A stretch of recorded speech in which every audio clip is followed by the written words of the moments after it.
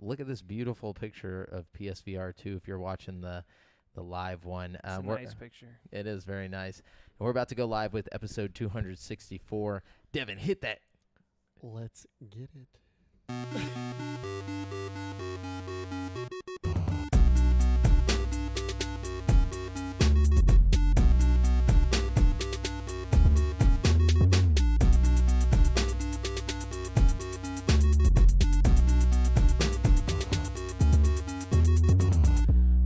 Yo, and hello, and welcome to the 264th episode of GameSpeak Podcast. New episodes go for free feed subscribers every Wednesday in audio format on Apple Podcasts, Stitcher, Google Play, Spotify, and all of your favorite podcast platforms, as well as in video format on YouTube, so you can see us in stunning HD, where we need you to hit subscribe and click that notification bell. We are now streaming live every Monday at 7:50 p.m. CST on twitch.tv/GameSpeakPodcast, youtube.com/CreateForSanity, and facebook.com/group/GameSpeakPodcast if you want to catch the show as it happens before anyone else. Also, be sure to join the community in the GameSpeak Podcast Discord at dsc.gg/GameSpeakPodcast to hang and talk games with other nerds like us or play games with us. This show is two childhood BFFs and a brand new BFF bringing you all things video games. I'm one of your hosts, Jamel Al-Jafra, alongside Brent Belmont Bass. Also alongside Devin Down in the Manger Mayor. What if that's how the song went, though? Down in the manger, like instead of in the manger. It just could work. it sounds a little you bit know? more like fresh that way, I guess. Down in the manger. Yeah. But anyway, That's pretty fresh, yeah. yeah. We need to make an album of just fresh-ass Christmas carols. DMX's Ghost would approve. It's the freshest Christian music on 89. Anyways, yeah. Sorry we can't see you guys out there, but we can still see your chat, or see you in the chat if you post up in there. Fresh ass. That was the first comment that said, I don't care, Halo Season 2, play me, bitch. That was Felipe Mondragon. I'll play you on Season 2. Is it any better than the Season 1, which was not that good? Probably not. But, yeah, so let me know, Felipe, if it's any good, bro. Yeah, sorry about the late start, everybody. You know, we're getting started a little late today. Yeah, it's just, of course, technical issues. That's just how we roll. It'd be that way. Yeah, but we figured we'd at least give you our soothing voices. Soothing. For the live feed.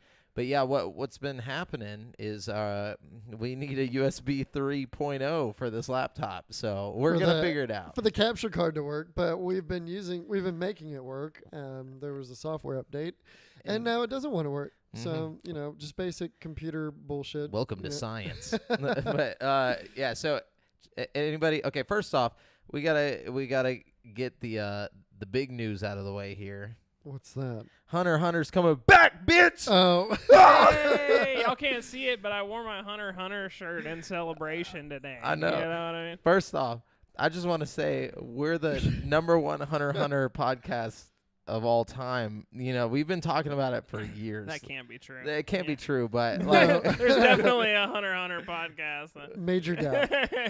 what are we getting in the chat there? Are we getting some Hunter speak, or is it just more Halo? I don't know. That's definitely an HXH I see in I don't the know. chat That's over what I'm there. talking about, You know what I boys. mean? Someone also threatened to find our location and crash the podcast too. So That's real. Really? It'd be that way Do it. sometimes. Do it. Halo X Halo, dude. No, but so okay. No, it's just Felipe. Like, all I gotta say though, for real though, about the Hunter situation, I don't know. I don't even think there is a Hunter podcast. There might be like There's YouTubers. probably a Hunter podcast. Well, there's probably just a lot of anime podcasts that cover that maybe talk about it. But is there one just like remember Taj? We had Taj on our show back in the day. We went on Taj's show, and he only talked about The Last of Us 2. Yeah. And The Last of Us and The Last of Us 2. He still only talks about The Last of Us. What? Like that's You his really love that game. that's his only thing. And he's like super popular on YouTube for that. We just need to only talk about Hunter on a YouTube channel. I haven't even watched a whole season of this show. That's what makes it Yeah, good. that's your fault. No, Yeah. I'm just kidding. I have no input. We have the denier. No, but anyways, yeah, he's Togashi's back.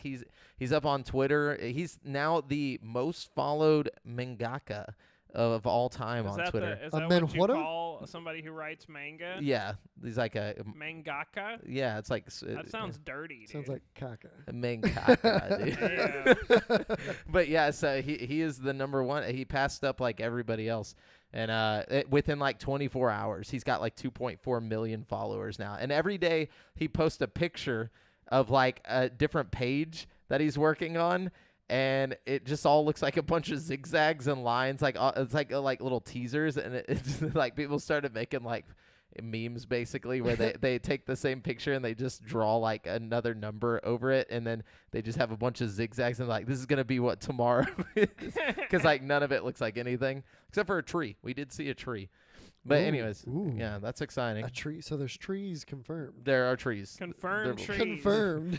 You But- heard it here first. But outside of Hunter x Hunter and the that amazing news, we got anybody watch Obi-Wan? Yes. No, I've been too caught up on the Stranger Things season. Mm. So 4. yeah, I've watched both. I watched both I this haven't week. So I haven't finished Stranger Things, Me but I've neither. been going in pretty hard on it. I'm on. What episode are you on? I think either 4 or 5. Yeah, I'm I'm so on 5. lost in Well- the sauce right now on it. I Well, think here, hold on. beginning of 5. Let's with Jamel. Not to cut Jamel off. Let's talk about the Obi-Wan real quick. What did- Okay, I what mean, did you watch both episodes? I did. Don't ruin it for me. I'm hyped about it here. I'm still definitely watching Obi-Wan. I got some Inception going on here. I'm trying to Somebody's turn. loudly- I'm sorry, guys. By the way, Felipe, I'm glad that I put you on that HXH, buddy. But anyway, so I was gonna say, fucking Obi-Wan, it's pretty good. I mean, Yeah. there's some editing issues I have with it, like where, like, and I'm not giving away anything. There's certain characters who are like 10 years old, but are running away from like these bad guys, and it literally looks like Yeah. a scene out of Home Alone. Like, I'm sorry, but like, One of them had and to they get- shuffle to not catch up to her. yeah, he was like, and they make it like she's like running super fast, but the editing, like they just zoom out and it's like this 10-year-old running like from 3 grown men who like are just slowly like trying to pretend like they're running, and it looks so fucking bad. Yeah. That Yeah, that that- part, and it was like, and they catch her anyways. Why not just have her Just snatch Just her. grab her. There's no chase. You know, like, yeah, why no was there a scene chase scene? necessary. I guess they were trying to make it like like empowering, I guess, or whatever, but Like, oh, definitely she almost had a chance. yeah, it's like, I'm sorry, bro, but you Yeah. send a 40-year-old man or alien after a 10-year-old, they're getting caught. I'm just saying, like, especially when there's like a straight shot at them, like 3 feet away. That kid's stolen, you know. But anyways, The production, other than that, like It the was production good. quality is really, really high. I mean, it's just like one of the movies. Yeah. And then I have one gripe about one of the Inquisitors, just on the choice of actress. Her acting is just, it's so bad it stands out. You'll know exactly who I'm talking about. Okay. So, yeah. other than that, yeah, it's good. Ewan McGregor is doing a great job picking back up the role of Obi-Wan and whatnot, and Yeah, I think it's got a lot of potential. he's very Obi. You know what I'm saying? Like, it's just very, very. It's like he is Obi-Wan. You know, they could never change it now at this point. Like, I'm glad they're doing it. Whenever he's like a little bit older, you know what I'm saying? Yeah. Where it just kind It of takes feels. place like what, 10 years after they said? Yeah. Aaron Jones says Flea from Red Hot Chili Peppers is one of the kidnappers. Is he really? No, No, I don't. Is he really? I don't know. I wouldn't be surprised. I saw like something. I don't know if it was a joke, like a meme or something, but apparently Ice Cube, or no, Ice T. No, it was Ice Cube.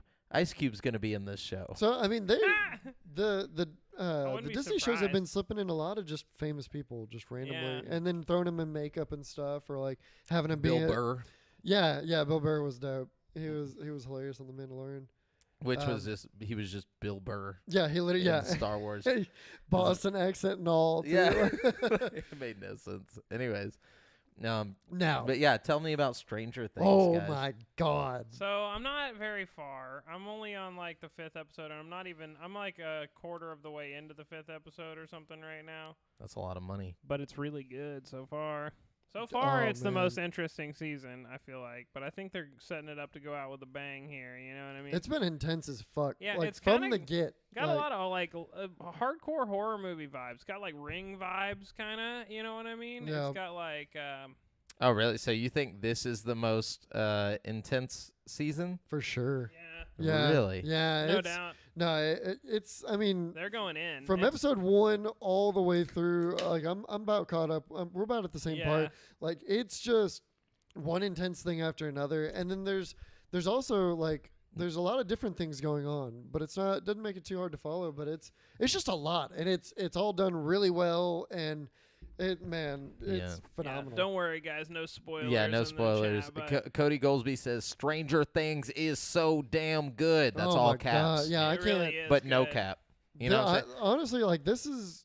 I don't know.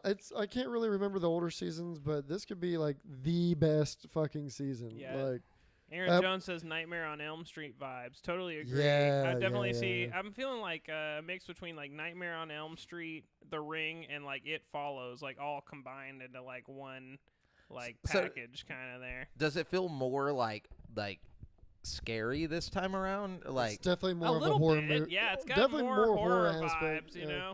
All right, I'm trying to get scared. I'm like in. they've always had like a little bit of a horror influence throughout Stranger Things. Yeah, but like it's not been scary. I wouldn't though. say this season is like particularly like scary, No. but it's definitely leaning a little harder into the darkness. You know what I mean? Because they're like, older now, I guess, probably. Totally. I think like it's just been so long that like, and also I've been watching the 100 or whatever, so it's kind of hard for me to jump over and just like watch a random season. I'm going to. You know, like with Star Wars. Make sure to do a recap too. Yeah, well, like a season 3 recap. I kind of feel like I remember some of it. Like I remember Hopper died but didn't die. Like he died, and then like a year later they were like, but not really. And they like put out a teaser for this season. Yeah. Like 2 years ago. Yeah, that was forever ago, dude. And then now it's dropped, and I'm like, yeah, but how did Hopper almost die again? I don't remember. Maybe you gotta watch exactly. it. Yeah, just do a recap. I'm gonna do a YouTube recap. Yeah, that's what like, I did. I ain't gonna watch that whole show again. Also, you know, like Star Wars, it's only 6 episodes total, like for Obi-Wan. So I was like, all right, that's true. I can hop in there. I'm cool with that. But like, dude, the 100's got me pissed, bro.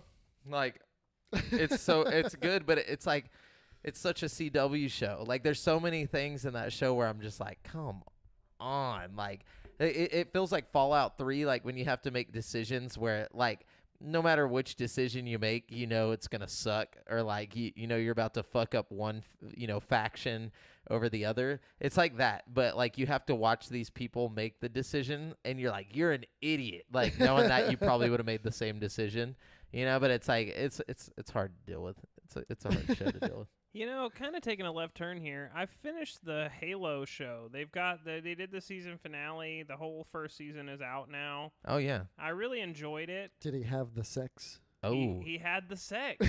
Spoiler alert. Nuh-uh. He had the sex. Nah, my boy's a virgin. No, I'm just kidding. Not no mo. I don't even want to ruin it, but yeah, he has the sex. You know, you won't know. He has the sex. He has the sex.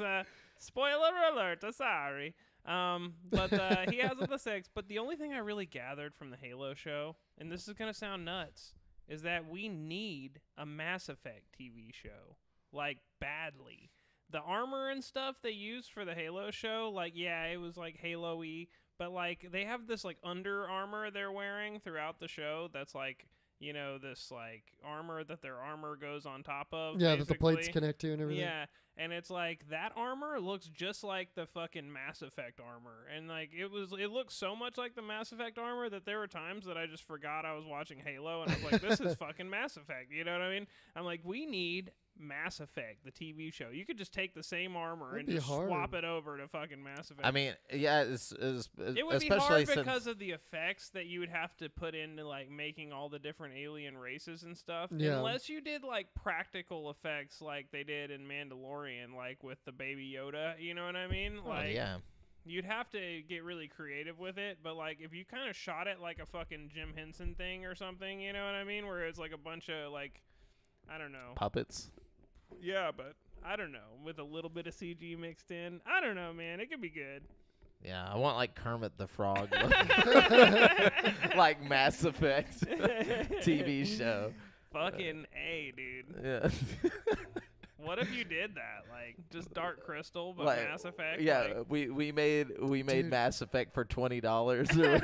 Man, the Dark Crystal puppets really creep me out. Yeah. There's something. It's in their eyes, I think. They're really They're creepy. dead eyes. There's something about it that just it's unsettling. Speaking the of- fact that there's no like real human actors in the whole movie is just weird. Like I Yeah. don't know. Speaking of dead eyes, did you guys? Oh, I know Devin did, but you know. Oh yes, the Chippendale. Chippendale movie. Oh Yeah, no, the Rescue no, Rangers. I haven't Rescue watched Rangers. it yet. It's fucking good. It's fucking hilarious. I've been wanting to watch it. That's one of those things that every time I turn on Disney Plus, I'm like, oh, I'm watching that, and then I never get around to it. You know. It's like it's literally just. It's definitely not for kids. It's not made for kids. It's made for No. like people born back People who then. watch Yeah.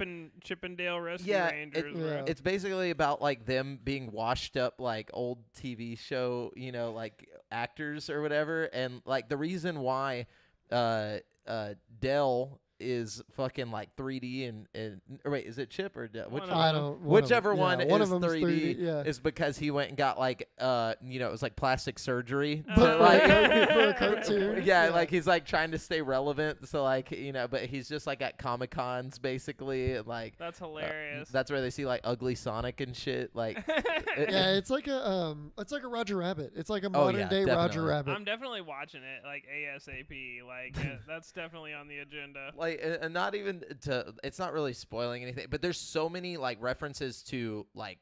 Not just Disney shit. There's like DreamWorks shit. Like they reference like Shrek. They reference like A everything. bunch of Like stuff. things That's that you're really like, cool. how did they get away with that? But like, not only that, there's like a part where they go to, instead of like the valley in you know, in California, they go to the uncanny valley, and he's like, you know, all those weird animations from the early 2000s, like he's like, this is where they've all gone to live or like die out or whatever, and they're just like it's like all the way that it looked in like what was that movie with the Christmas movie with the train? Oh, Polar Express. Yeah, and a lot of the insults too. They had a bunch of like very like movie specific insults. He's like, oh god, he's got the Polar Express stare Oh, or yeah. something like. Yeah, he's like, look at his eye, because it was like Seth Rogen is like playing the like weird like CG character, and he's just like looking straight ahead, and he's like, look at it, is there anything in there? And he's like, we're down here, and he's like, I'm looking right at you. And he's like, no, you're not. It's fucking funny, but yeah, you should check it out, Brent, if you haven't, and y'all at home, watch that Rescue Rangers. Anyways, anything else that you guys did this week before we jump? We got some pretty Dude, good amount of news. I actually I listened to an audiobook because I've been getting a lot of road time on the road. And I listened to Matthew McConaughey's audiobook, Green Lights. Oh, nice. It's fucking. Did Matthew McConaughey read it? 'Cause Yes, if of okay. I was course. going Yes, to say, that I was don't the want whole- it if Matthew Yeah, that McConaughey was- didn't read the whole thing to me, so I can drive down the road like a fucking commercial. What's that Cadillac? Lincoln? Yeah, Lincoln. Yeah, dude. Like a Lincoln. No, commercial. honestly, like it is a really good listen. It's like his whole life story, but he also like he kind of highlights like learning lessons and stuff that like helped him and throughout life and whatnot. And it was just a really good read. And also Matthew McConaughey narrating it, like he told, he was just him telling his own story. Yeah. And I was captivated for the whole thing. I don't even know how many hours it was. I listened to it over a couple different days because I had a lot of fucking drive time. But I highly recommend it. Really good Nice. listen. But yeah, only get the audiobook because I mean, to have It's Matthew the future, dude. Yeah, I need that. in Who my life. reads? Well, you just gotta. I would never buy the book of it. Like you gotta have Matthew McConaughey read it Yeah, to if you. that's Oh, an yeah. option, you have to take that option. I feel like if I read it, like I would imagine his voice in my head as I was reading it, though. Like, Yeah. either way, it's getting read Yeah. to me in Matthew McConaughey's voice. Yeah, it was- even if it's my imagination Yeah. reading it. If you're even That'd be like the- if you you're- read a book by Samuel L. Jackson and did Oh, dude, yeah. Yeah, if you're the slightest fan of Matthew McConaughey, I highly recommend it. I love But, Matthew McConaughey. Yeah, Fuck I've yeah. been watching that My Hero show still, and that's pretty much all I've been doing this week. That I need and to catch Stranger up on Things, that. it's fucking so good, dude. It gets better and better as Yeah. the show goes on. It's got a bad case of Hunter x Hunter syndrome, where it's like the show starts out pretty good and then just progressively gets better and better as it goes on. Like, Does to it the get point- like dark or like serious? it's pretty Yeah, serious. the tones start to get more serious because you'll eventually have people like dying and shit, and people are like, holy fuck, like, okay, this is Good. real. We're not little kids anymore, shit like that. So Yeah, That's pretty always good. pretty super serial. It's pretty super serial. oh my god, I'm super thrill. Sweet. Anything else, guys? No? No, not really. That's it. That's All right. all. Well, That's that's all. it for the show. No, I'm just kidding. No, we're going to jump on over to this week's video game news. Just so you guys know, we are using articles from gaming news sites from around the web, and we do not claim any of the articles as our own. We're simply bringing them to one place so you can get your news. So we got some interesting stuff, actually. And this is just to go with the episode, with what our actual episode is about, Topic. the PSVR. Yeah. Check this out. So this dropped like really like less than like, I think it was like today, but Ming Chai Kuo, an analyst at Hong Kong-based TF International Securities, tweeted that he believed the headset may start PSVR2 headset may start mass production later this year with a potential launch in the first quarter of 2023. Quote, my latest Ooh. supply chain check suggests that the assembler and several component providers of PSVR2 will start mass production with about 1.5 million units shipments in the second half of 2022, he claimed. Man, I'm really hoping for a holiday 22 release, honestly. I know that's, like, reaching, but, like, I want it ASAP. Like, I'm ready to buy another goddamn VR headset. Like, Well, he's saying Sony may launch it in Q1 23, depending on the development schedule of PSVR2 game titles. I guess we'll learn more about that on the 2nd or whatever, you know? Yeah, definitely. He added that one of the main changes in PlayStation VR's production is the inclusion of cameras built into the headset, something the first PlayStation VR didn't have. While the original PSVR used a PlayStation camera attached to the PS4 to track head movement by following LED lights on the headset, PSVR 2 will instead feature cameras on the headset itself.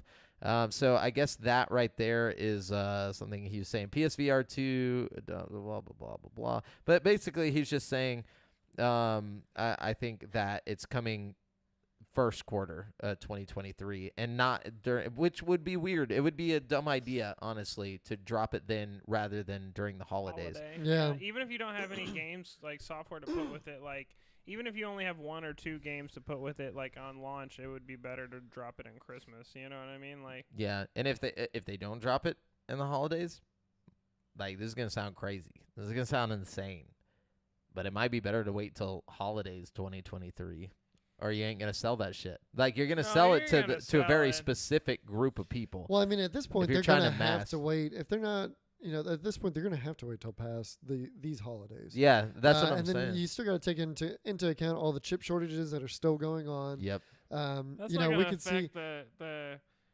VR headset. It's basically just a fucking TV screen attached to your face. You know what I mean? Like, you don't. Well, your chip shortage is gonna affect the PlayStation 4 or 5 itself. You know what I mean? Yeah, but I mean, there's still chips involved in the headset. Like, Yeah, even though Yeah, it's but not look at, like, processing. Oculus and stuff. They're not having a problem moving units or, like, making enough units to supply demand. You know what I mean? Like, true.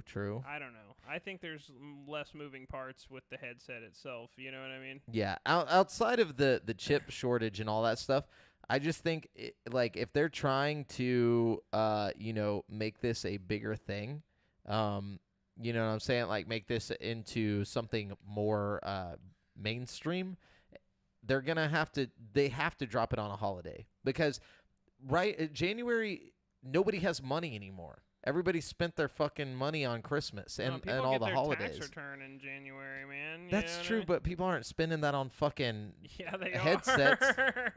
I mean, you might, but I'm saying like the normal like non-gamer person isn't gonna like be like, oh, it's time to get a headset. They're gonna like, I don't know, man. I've known a lot of other just like regular consumers to when they get that return, they get some kind of like the next video game console or true, what have you. I don't know, but they better come swinging I with the also think PSVR 2. VR in general is just like, I don't think PlayStation really has to do much because VR as a whole is growing despite PlayStation. You know what I mean? Like, if PlayStation wasn't a thing right now, Meta would still be pushing the medium forward. You know, like Valve would still be pushing the medium forward. Like, I really think that PlayStation is just riding a wave here that's getting bigger and bigger. You know what I mean? And like, sales indicate this. We've gone up, like, VR sales have increased like 300 or 400% in the past like year or two. You know what I mean? Especially since COVID. You know what I mean? I think I can almost guarantee you this is the strategy that they're coming at this. If they do a spring 2023 release, is to use this headset, you have to have a console. So I bet that they're relying on console sales for holidays as like Christmas presents, etc.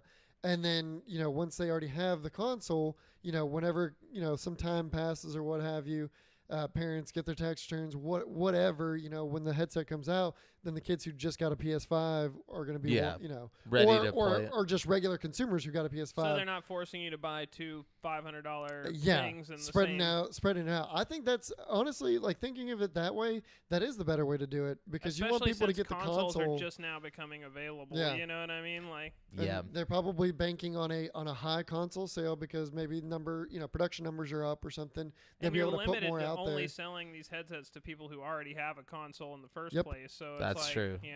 This is going to be a weird thing to watch, like, to see how it goes down, just because of that fact that, like, it's hard to get a PS5. Yeah. Like, one, it's expensive. Two, they don't exist. Like, good luck fucking finding one. I'm hoping it'll deter scalpers.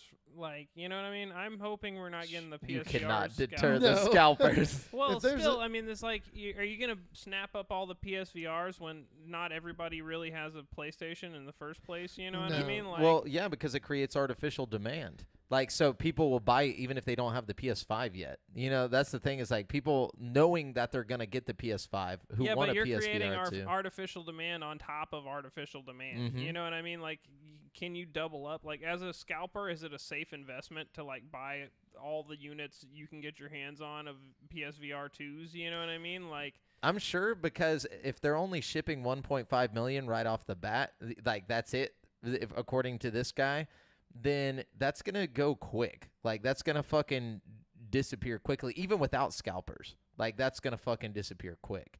You know, so how many PlayStation 5s are in people's hands right now? You know what I mean? That's the real question. Let's like, see. what percentage of people do they expect to buy a PSVR 2? How many You know what I mean? PS5s have been sold? Let's see what we got. 17.3 million. Yeah, So so 1.5 million is nothing. Like, no, that's they're going to sell that shit quick. 1/17 of the people who have one can, and that's after next holiday season, which will probably Be even more sell PS5s. several million more. Yeah.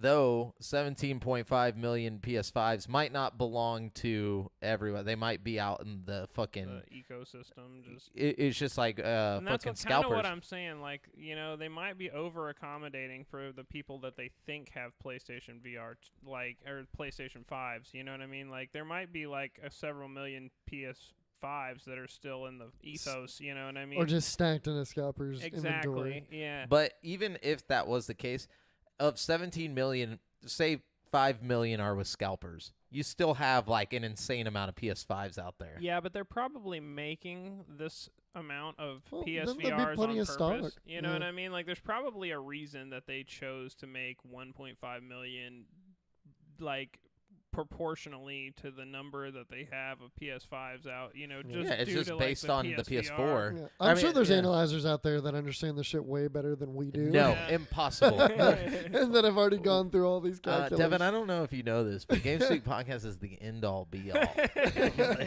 No, but like, yeah, they're probably basing it off of how well the PSVR 1 sold. But you that's know? also another metric that probably isn't worth looking at this point in the lifespan Yeah. of just VR in general, because as we mentioned earlier, the popularity of VR has gone up exponentially in the past like 2 years. You know what I mean? Yeah. Like, Sony does like to play it safe though with the VR for some reason. Like, well, and you can't really blame them. I mean, they're pioneering a lot of risky things that they're doing with VR, so it's like True. only logical for them to like mitigate their risk a little bit. You know what I mean? Like, faux show. So, what you guys got? shit. Brilliant. Well, I guess we can talk about this since we're kind of on the PSVR2 train. Let's see. PSVR2, Sony's new virtual reality headset for PS5, will have over 20 first-party and third-party titles at launch. Goodness. This info was revealed during Jim Ryan's Game and Network Services portion of Sony's 2022 business segment briefings.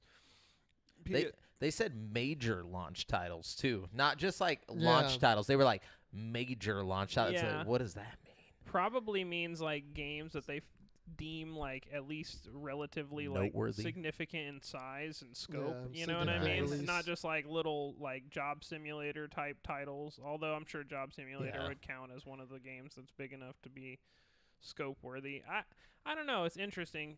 Because we'll talk about a lot of this in the topic. Yeah, but we'll go on. But also, just to strap onto this, there is, a big conference coming up on the 2nd. If you're into this whole PSVR2 topic that we've got going on today, you definitely want to tune into the next State of Play that's coming out, because they've specifically said they're going to announce a lot of the upcoming PSVR2 titles. So, should be exciting stuff if you're a PSVR2 enthusiast. So that's on the 2nd, which is coming up in like a few days, like Wednesday or something this coming week. So nice. We're gonna have to be on that. Anyways, absolutely. So just a little bit of news from old Battlefield 2042. EA is apparently starting its early stages of giving up on it.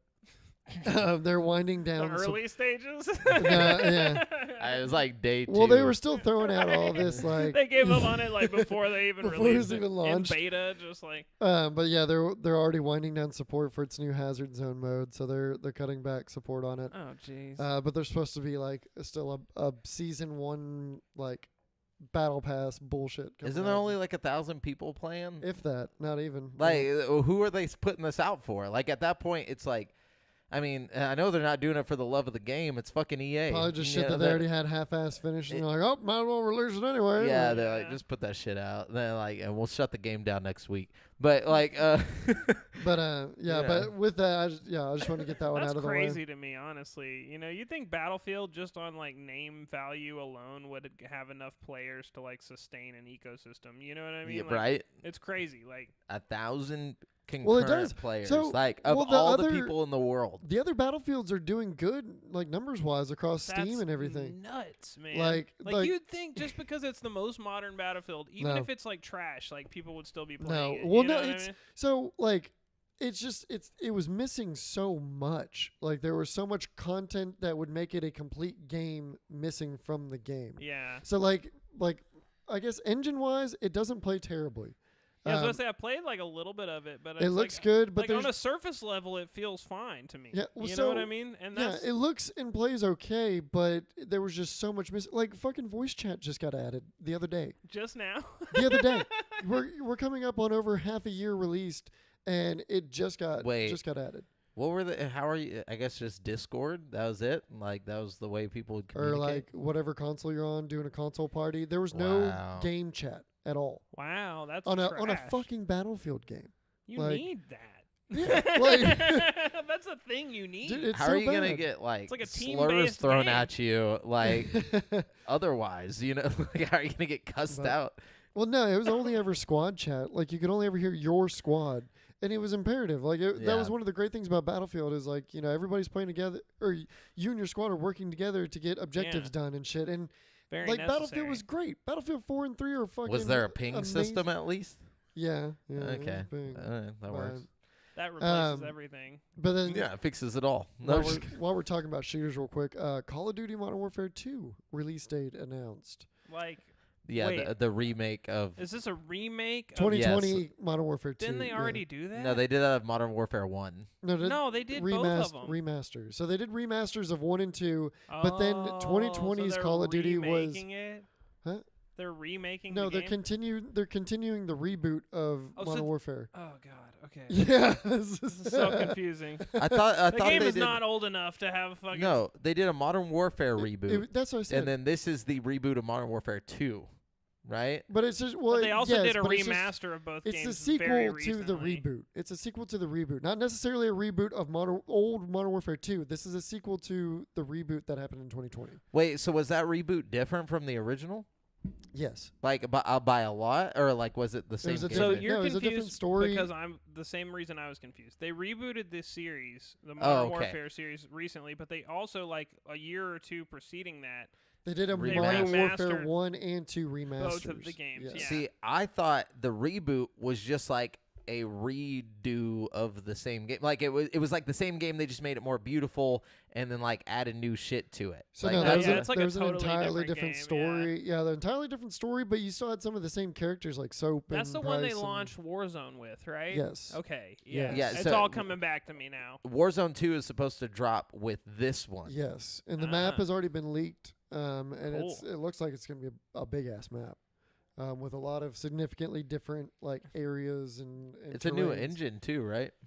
Yeah, I Oh, think yeah. better to hack you with. Yeah, basically. Yeah, right. Like, don't worry, there's no anti. But I gotta give it to Infinity Ward though. Like the Modern Warfare reboot, like they made significant It was changes, good, like yeah. far beyond what Treyarch or Sledgehammer was doing with Call of Duty. Like we saw the same bullshit for at least 6 years. I feel like that's the like, biggest leap we've engine-wise, seen as far as Yeah, Call of it was Duty in a while. significant. I mean, Warzone in Modern Warfare looked beautiful, and then right after Cold War came out, and it was like four and steps back. Vanguard, yeah. Yeah, it It was kind like, of felt like Odyssey. well, Assassin's Vanguard Creed actually Odyssey, borrowed like, Modern Warfare's engine, Infinity Ward's engine that they use for Modern Warfare in Vanguard.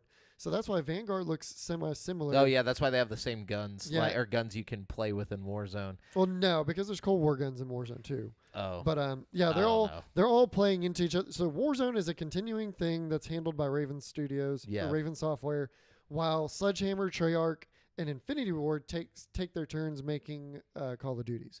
Gotcha. Yeah, that's a whole fuckery of. My brain developing, hurts just yeah. thinking about all that. We're gonna jump on over to this little piece of news here. Okay, check it out. Oh, The I didn't even get to say when it was announced. We got sidetracked on the. Oh, we didn't. Don't say it. No. Oh yeah, say it. Yeah, what is it? October 28th is the release date for the Modern Warfare 2. Oh, wow, Okay. that's pretty soon. Yeah, it's not bad. It's not bad.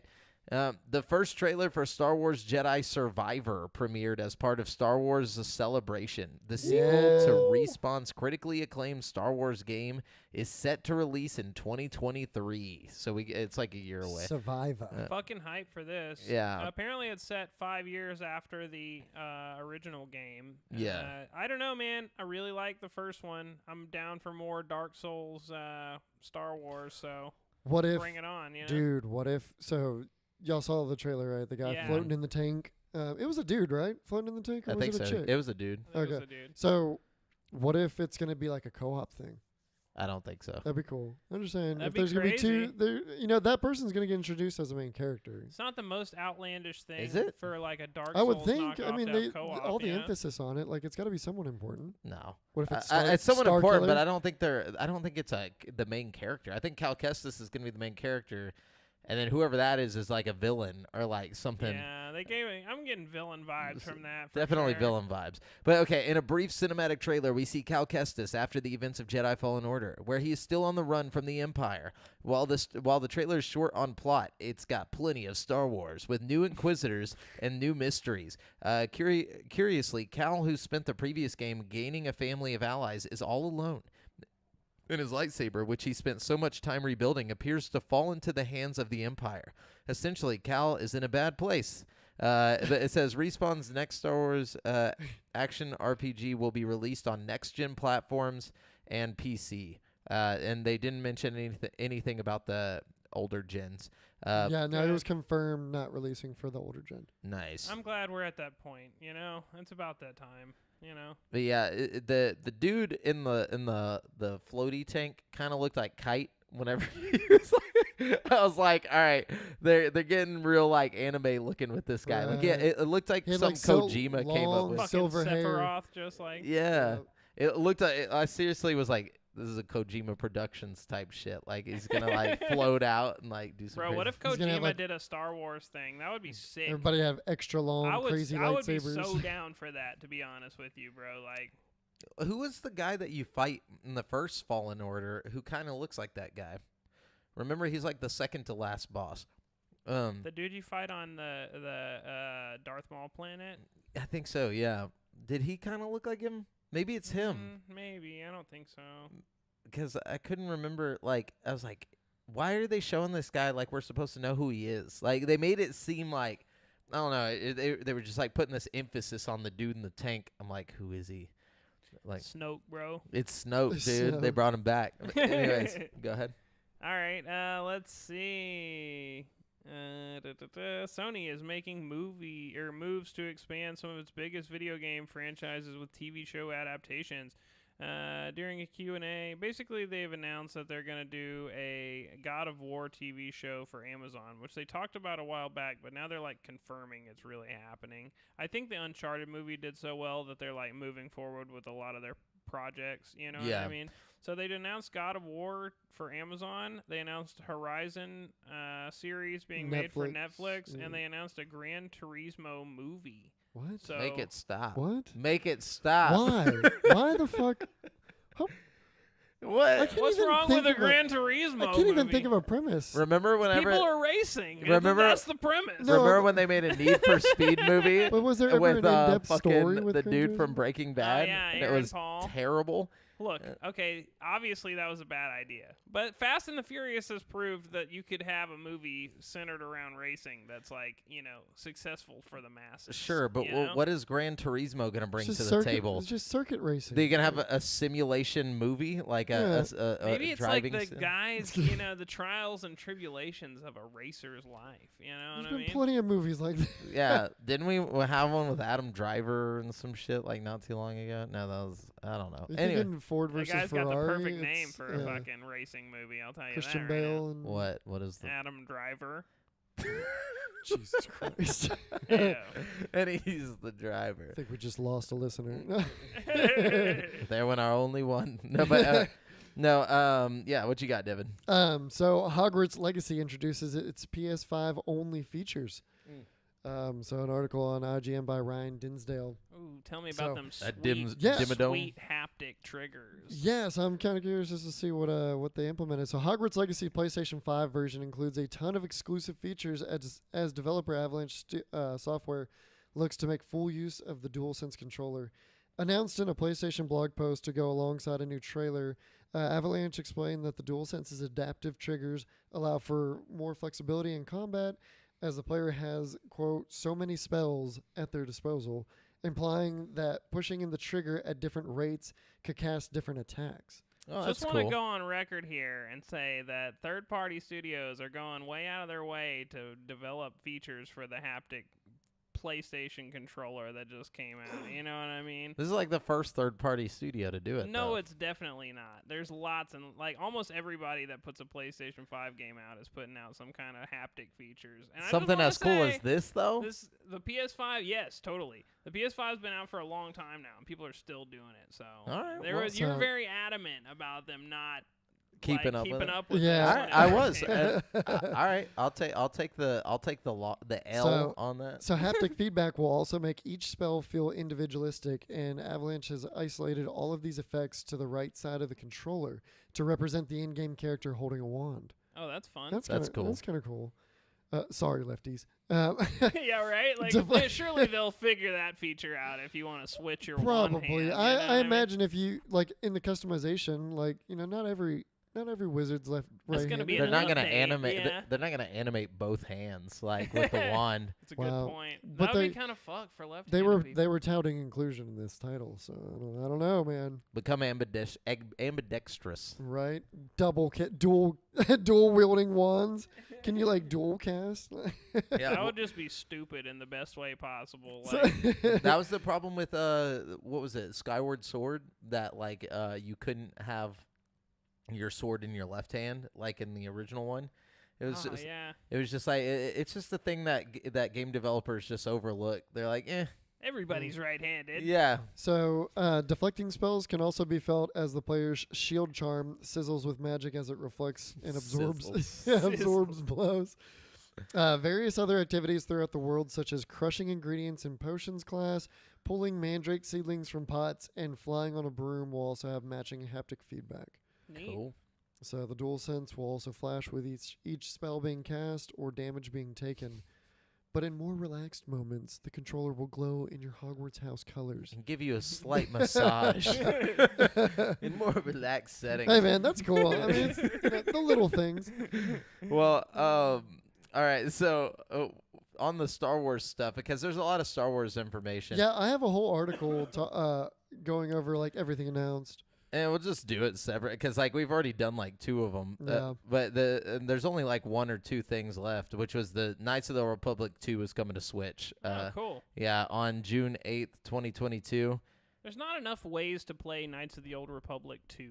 Yeah, that's what I was thinking. That's actually pretty cool. I'm cool with that. Like, not KOTOR 1, it's been ported so many times, but KOTOR 2 is a little neglected, most of the time. Yeah. And before we move on, I forgot to mention, I finally watched all of the Harry Potter movies. Oh, yeah, no, you told us last week. Did I mention that? You just had like part 2 of the Deathly Hallows left, I think. I finished it. Or, I mean, you might have finished it. I might have finished it. Yeah. I just gotta say, another thing I realized, or I didn't realize, is how hard fucking what's his name? The bad guy? What's it? Voldemort? Voldemort, yeah. How hard he yells Avada Kedavra. Like it's not just like yeah, literally. Not fucking around.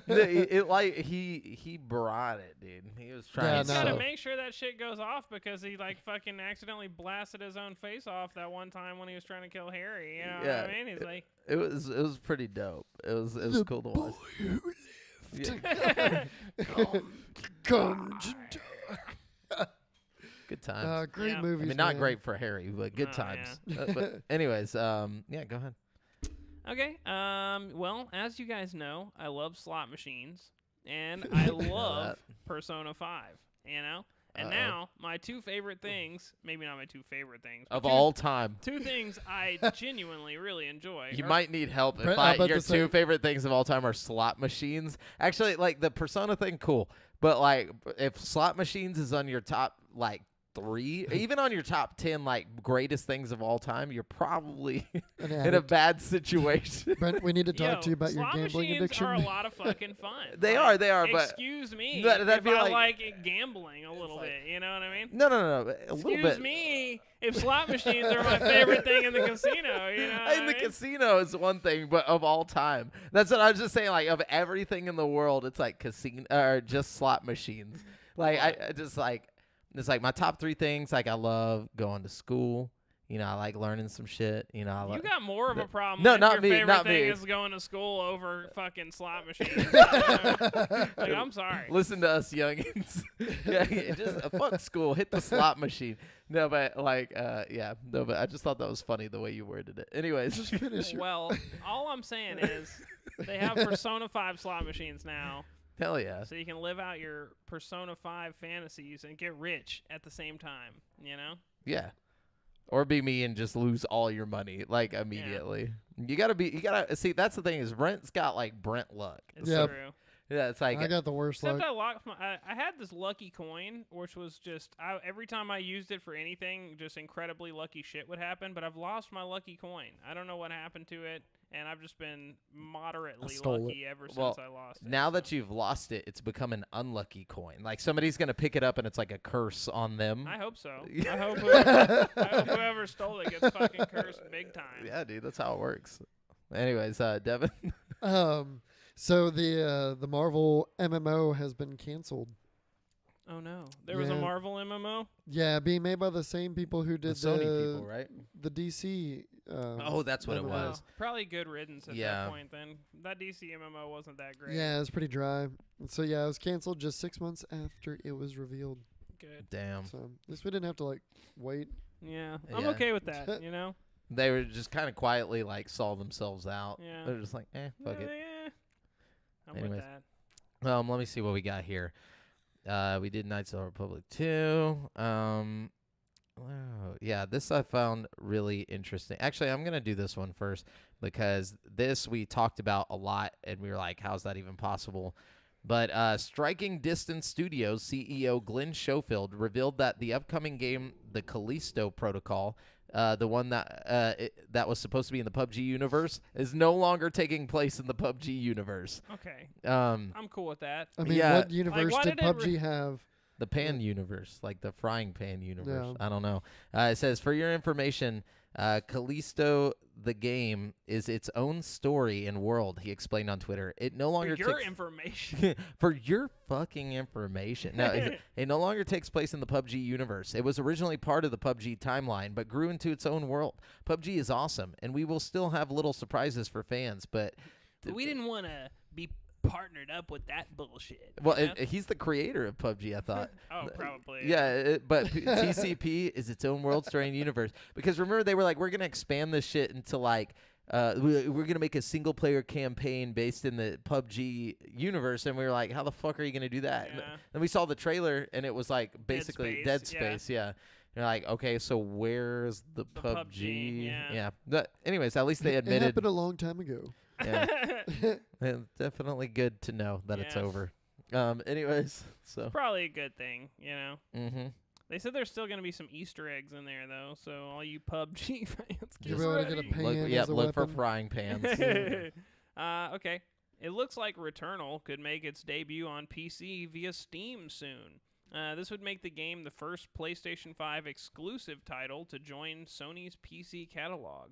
Ooh. According to a SteamDB listing codenamed Oregon, it contains tags and descriptions that match Returnal's world and gameplay mechanics. For example, it contains Tower of Sisyphus, which is an endless mode that is part of the game's latest expansion, Returnal Ascension. The latest expansion also brought co-op daily challenges to the game, which the SteamDB listing also has keywords for. Lastly, the listing has keywords for Atropos and Helios. The former is the planet where Returnal takes place, and the latter is the name of the ship that the main character, Celine, crash lands on the planet with. So, it looks like there's pretty heavy evidence that Returnal is coming to PC pretty soon, so that's exciting. Yeah, I might try that one. It's pretty fun. I It's mean, hard. if you like roguelites, it's very hard. Yeah, yeah. very hard. Honestly, I think Sifu is a more enjoyable experience that's very similar. It's got co-op though, right? Yes, it does have co-op. See, on PC, co-op might be dope though. You know, like I feel like that'd be fun, like just hopping on Discord and co-op. And Yeah, I'm sure it would be. anyways, Damn, my allergies just came out of nowhere for some reason. Sorry. Oh, is it me? I'm sorry that happened to you, Devin. I'm allergic to your bullshit, Brent. So, The Witcher 4 has entered pre-production. Whoa. finally, that you know what that means? We're not gonna see Witcher 4 till Skyrim or till Elder Scrolls comes out. Like if they just entered pre-production, like you're not gonna see that game till like 2025 or 2026. Yeah, I wouldn't hold your breath on it. That sucks. But it is what it is.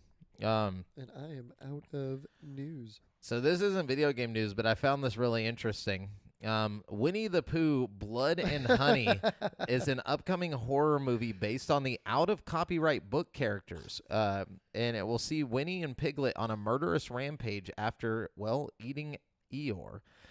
During an interview with Variety, director Rise Frake Waterfield discussed the plot of the upcoming horror adaptation, which has swept social media in the last few days. Blood and Honey features Pooh and Piglet as the main villains going on a rampage. It says Christopher Robin is pulled away from them, and he's not given them food. It's made Pooh and Piglet's life quite difficult, he explained, because they've had to fend for themselves so much they've essentially become feral. So they've gone back to their animal roots. They're no longer tame. They're like a vicious bear and pig who want to go around and try and find prey. When you try and do a film like this, and it's a really wacky concept, it's very easy to go down a route where nothing is scary and it's just really ridiculous and really like stupid, he said. And we wanted to go between the two. No, he just described it to a T. It looks ridiculous. It really it doesn't look scary, but I'm still gonna watch it because This is there's like a picture of Piglet driving a fucking like a muscle car or some shit. yes, dude. This is one of those they were too concerned about if they could, with the copyright, releasing that They they never stopped to think if they should. Yeah. But it's like, even though the copyright. Wait, so Disney just let go of the No, fucking. so what No, happened it's the is book, I Winnie think. the Pooh, like the original okay. story and the characters, this is completely separate from Disney's version, but all that got released from copyright because Gotcha. of some it's like 70 years or something, 75 years Okay. copyright release law. Yeah, it's kind of weird that the dude's just been thinking about this for however many years, and he's like, yeah. "Oh, I Waiting can't for wait." this. Yeah, like Because he knew it would blow up like this and be a cult classic. Speaking of which, that fucking movie with Nicolas Cage that's basically like Five Nights at Freddy's is on Hulu. I haven't watched it yet, but I plan to very soon. yeah.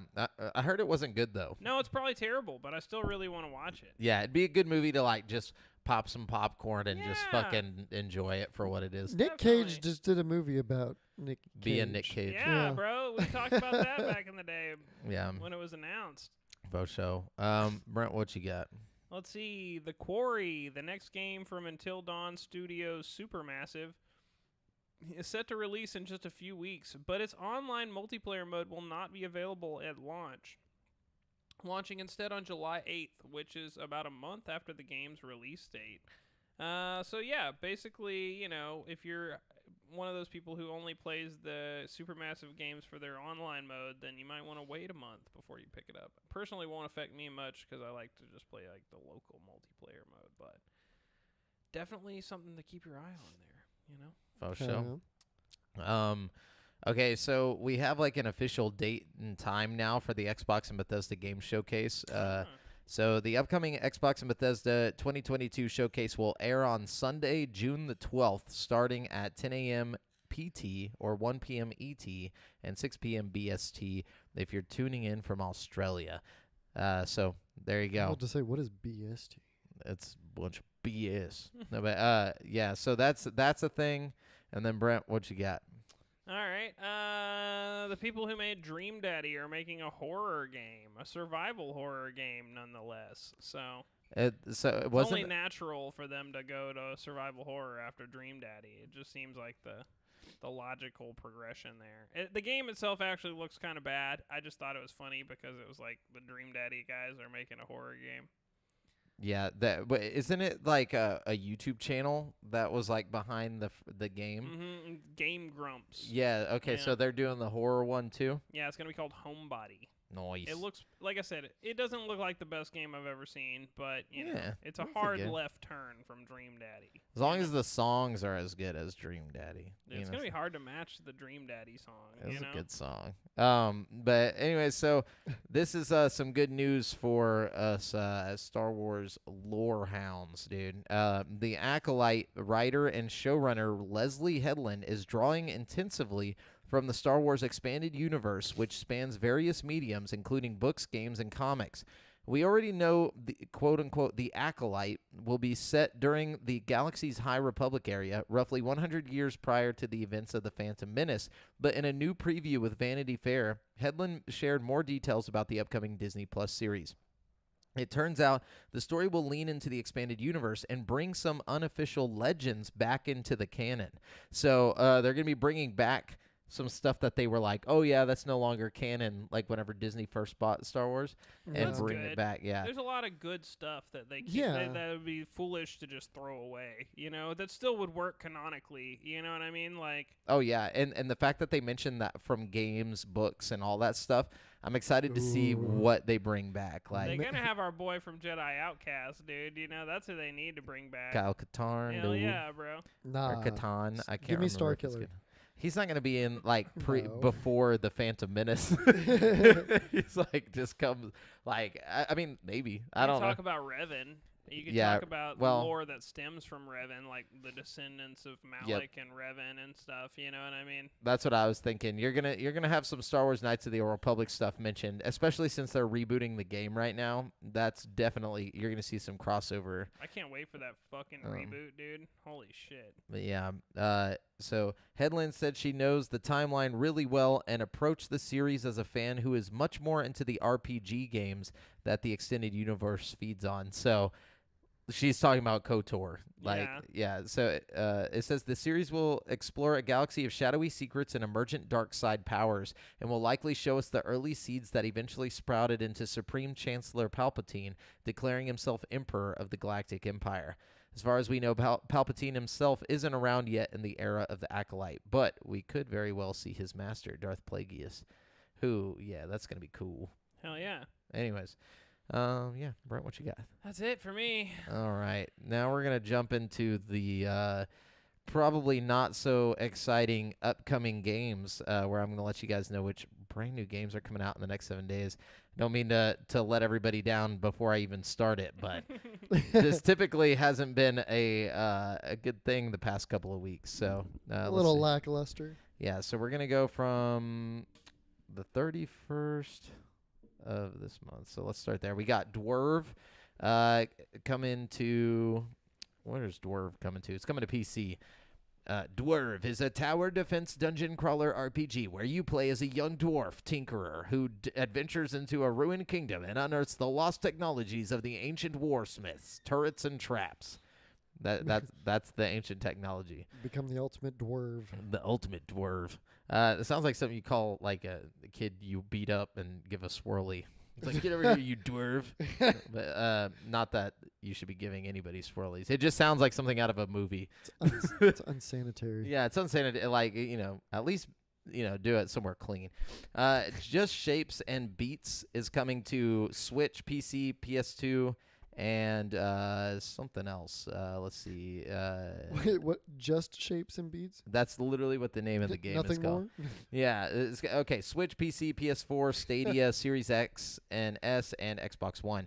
Just Shapes and Beats is a trippy space avoider based on two simple things. There's going to be shapes and some kick-ass beats. Also, you are going to die a lot. Okay. Wait, was that really in there? Yep. And then we got SnowRunner coming to something that it's been on a bunch of stuff. So I think it's coming to next-gen consoles now, but it's the sequel to the trucking sim hit Mud Runner. SnowRunner is the ultimate off-road experience, made bigger and better with stunning visuals, advanced simulation physics, massive maps and vehicles, and the introduction of snowy terrain. Whoa. Get ready for Ice Road Truckers, the game. Yeah, that's basically what that looked like.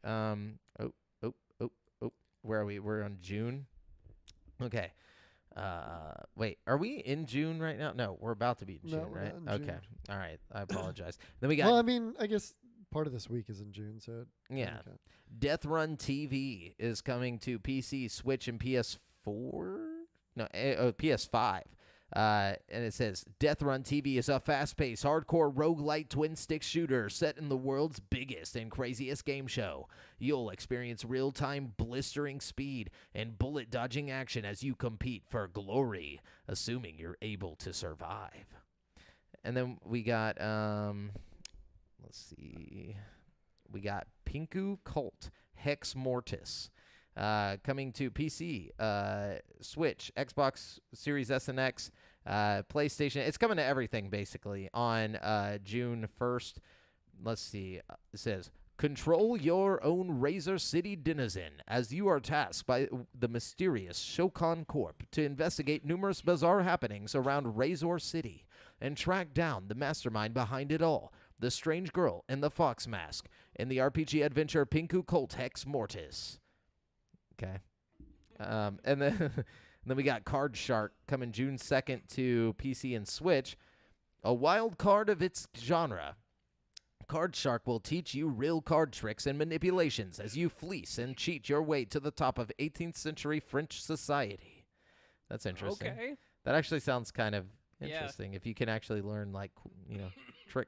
Just teaches you how to count cards, like. Yeah, and then we got Clan O'Connell and the Crown of the Stag coming June 2nd to PC and Switch as well. Clan O'Connell and the Crown of the Stag is a 2D art-driven puzzle platformer inspired by Celtic mythology. Okay. And then we got Diablo Immortal, which is coming to mobile and PC. I've been talking about this for a while. Yeah, this is coming June 2nd.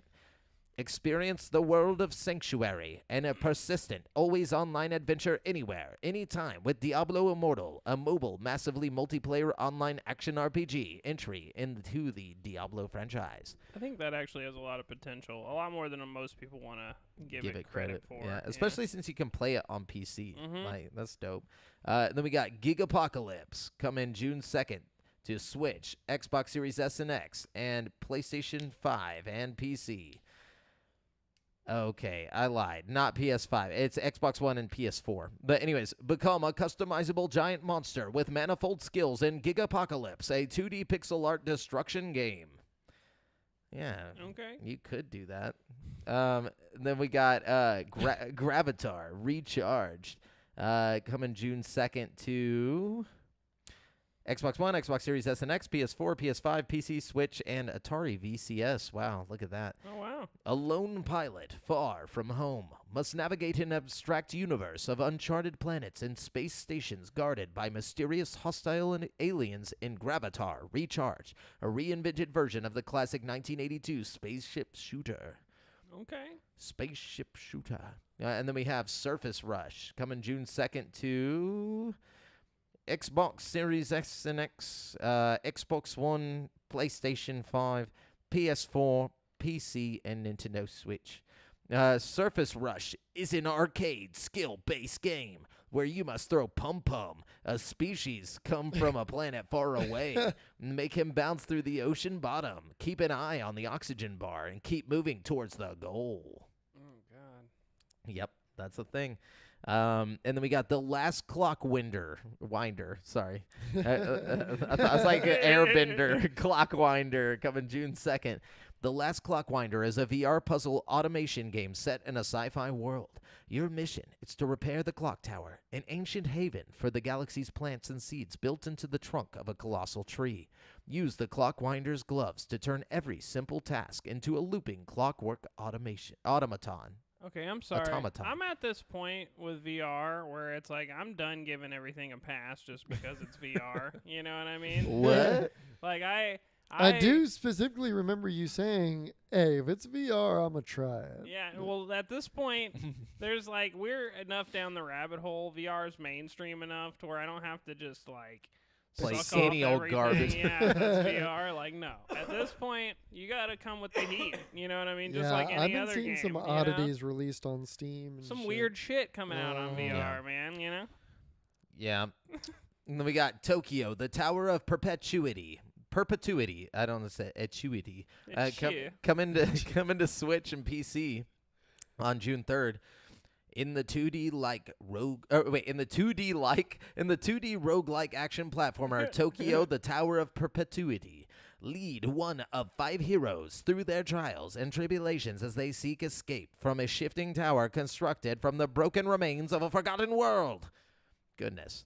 Okay. And then finally, we have Super Perils of Baking coming June 3rd. Oh my god, dude. Yep, this is coming to Xbox Series S and X, Xbox One, PS5, PS4, Switch, and PC. In Super Perils of Baking, players take control of a talented student baker who has but one goal in mind, stopping his brother, enchanted by a cursed baking hat garnered from their school's basement, from wreaking havoc throughout the land. What? Wait, stopping his brother, enchanted by a cursed baking hat garnered from their school's basement, from wreaking havoc throughout the land. There we go. Wow. I got you. Baking Mouthful evil there. goodies, or Yeah, that was a lot. That just, honestly, this week does not have very many good releases. I'm starting to think that it's every week. I'm starting to think that we're never going to get. I feel like Dude. we've gotten everything that's going to happen good the first half of the year already. You know what I mean? Yeah. And then next month, thank God for all these conferences and shit coming up, because I have the utmost faith that we'll get some real announcements for the end of the year here. but you know what I mean? yeah, Like, I need some y'all are counting out the holiday releases. I mean, That's what I'm saying. Like, well, that's what I mean. Like The the first 6 part of the year. months, you Oh know? yeah. Elden Ring was it.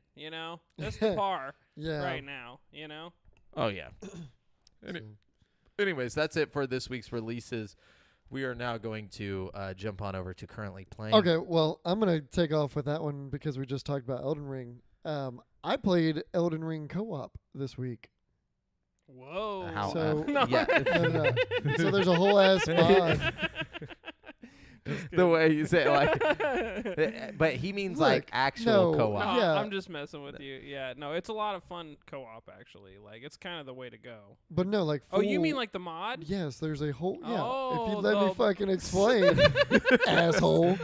No, there's a mod that lets you play the entire game co-op with a friend now. Is it Or cool? up to four people. Yeah, it works really well. Me and a buddy from Discord did it, and the only spot that it gets kind of weird is when you both get on a horse.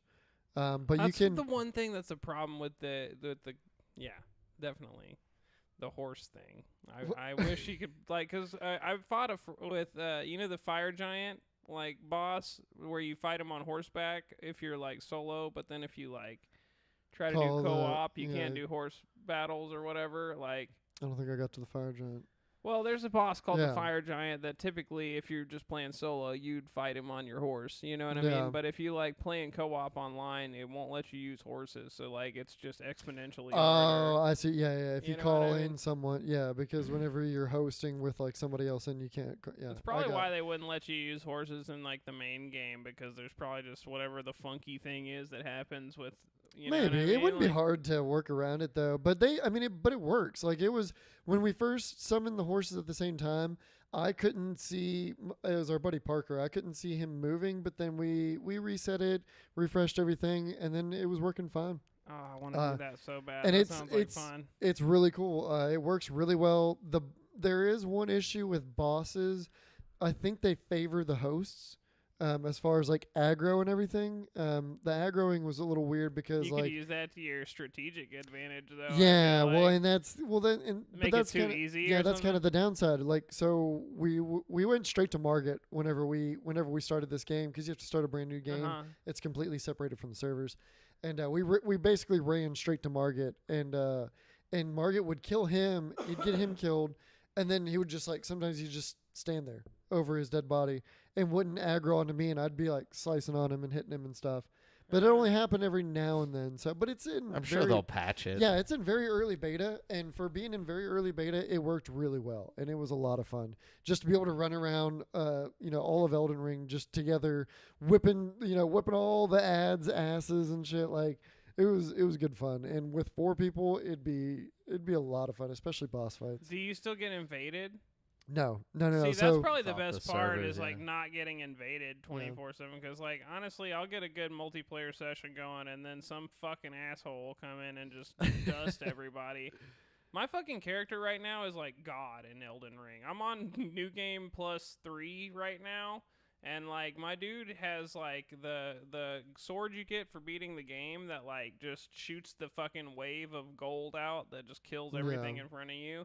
And then I've also got this sword that's like this gigantic sword that does like a 2-slash thing that just basically kills everything. Like I'll like one hit bosses and shit with it. And then Damn. in my left hand I've got incantations, so I'm just like if I can't get you with either one of those two things, I'll just fucking blast you with the Black Blade spell that just shoots the blade out. Like, my dude's basically invincible. Like, it's ridiculous. He's like level 250 or some shit. Like, it's stupid. Like, Yeah.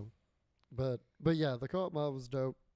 Super easy to install too. So if you want Cool. to, I don't have it on computer, unfortunately. I'm on PS5. That's honestly Oh, one of my what? biggest regrets is not getting it on PC because I want to install thought- mods like that make fucking the bosses into Shrek and shit. There's a lot of things I'd like to do. He's invincible. But yeah, and then modded Skyrim some more and played it some more. How's that? Oh, so much fun. I saw a video online where this dude has this mod for Skyrim that's like a physics mod where you can like touch and interact with Yeah. all the NPCs and stuff. That seems really cool. Yeah, to no, me. it's hilarious, and it's hilarious too.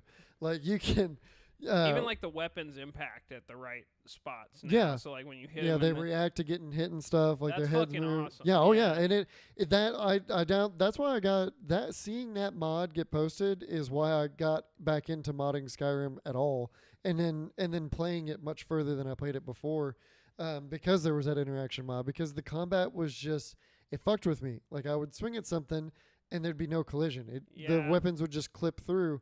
But then I just came across that mod randomly going through YouTube one day and downloaded it and got it working. And that's why I got into modding it even further with the 3060, etc.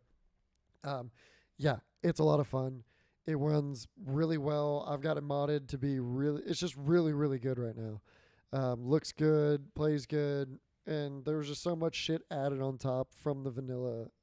It's wild. It's a whole different game. Wow, that's really cool. But yeah, I got it working really well, and been having a lot of fun. Ran through all of Winterhold's story, starting to do the Riften. I think I'm like halfway through the main Dragonborn story. So just been doing a bunch of random shit. And then I got some funny mods. I added like a Carnage mod into it. And when this one's it's really weird that they even added this, but it gives like different animations and stuff when you kill an enemy, like a, big ass monster can like lose a limb or have its guts spill out, whatever. And, but when you when you kill someone with like the electrocute destruction spell, they shit themselves. How do you know they shit themselves? Because like it's a turd pop out? Yes, like several on the ground around them, and they're interactable with the Higgs, with all the VR modifications. Oh my God, so you can just pick the turds up? Yes, it's fucking weird. That's very weird. What a weird thing. Well, you Such can a turn South Park joke. It's you can turn that setting off. It's customizable in the mod menu, but yeah, it's just funky Turn mods the turd like that. setting off. Yeah. Can you set it to like different settings, like high turds, low No, turds? it's Bloody just turds. shit themselves or not upon Okay. electrocution. Yeah, they should patch in like a fucking extra turd mode. That just No. So just conquers bad fur day, dude. Literally. But yeah, and then played some Pavlov, and then the group has recently picked up Apex as of late. So I was playing that today and a little bit yesterday, and just getting my ass kicked so bad. I'm That's way, all I've been way better at playing. COD. Is Apex. Like, just because Call of Duty, like, after the update that they put out recently, like, my game crashes every single fucking time that I try to play. So I just went over to Apex. I've been playing that instead. So, yeah, it's been nice over there. What about you, Brent?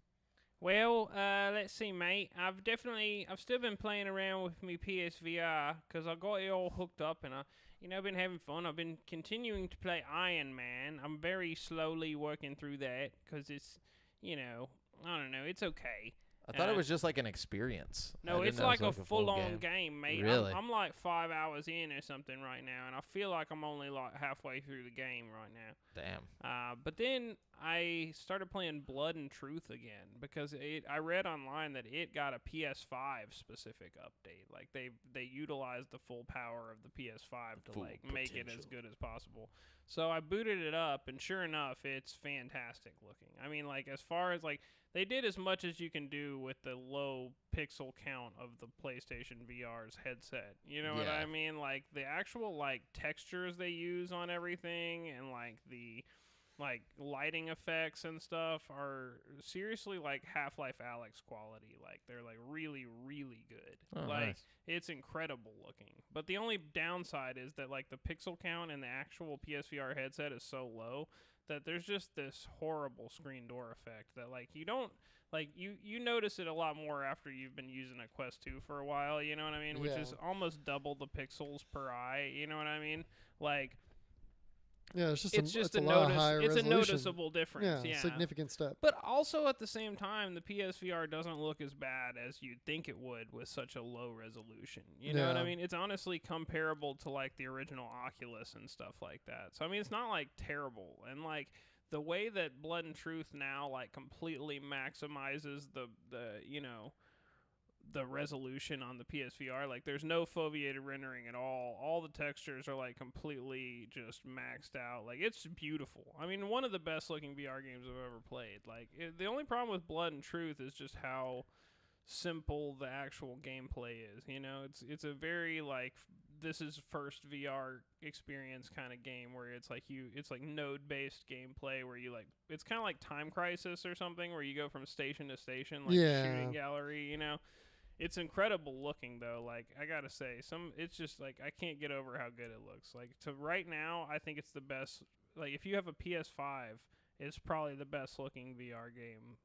Like it's definitely in the top 10 best looking VR games I've ever played, and that's just even with the shitty fucking PSVR old school headset. So I don't know. I'm really enjoying that. I can't stop playing that. Tracking's a little wonky, but that's, again, just old school PSVR. Then I've been emulating Pokemon Crystal on my PC.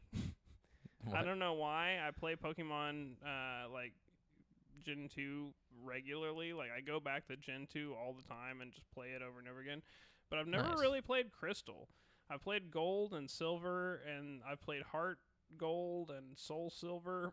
Like I've played all 4 of them, but I haven't ever played Crystal, and like I'm really enjoying Crystal right now. Like there's a lot of little like quality of life tweaks that are like you see the bridge between the Game Boy Advance version and the Game Boy version with a lot of like the animations and stuff in Crystal, you know what I mean? And it's the first one, isn't it the first one where you could play as a girl?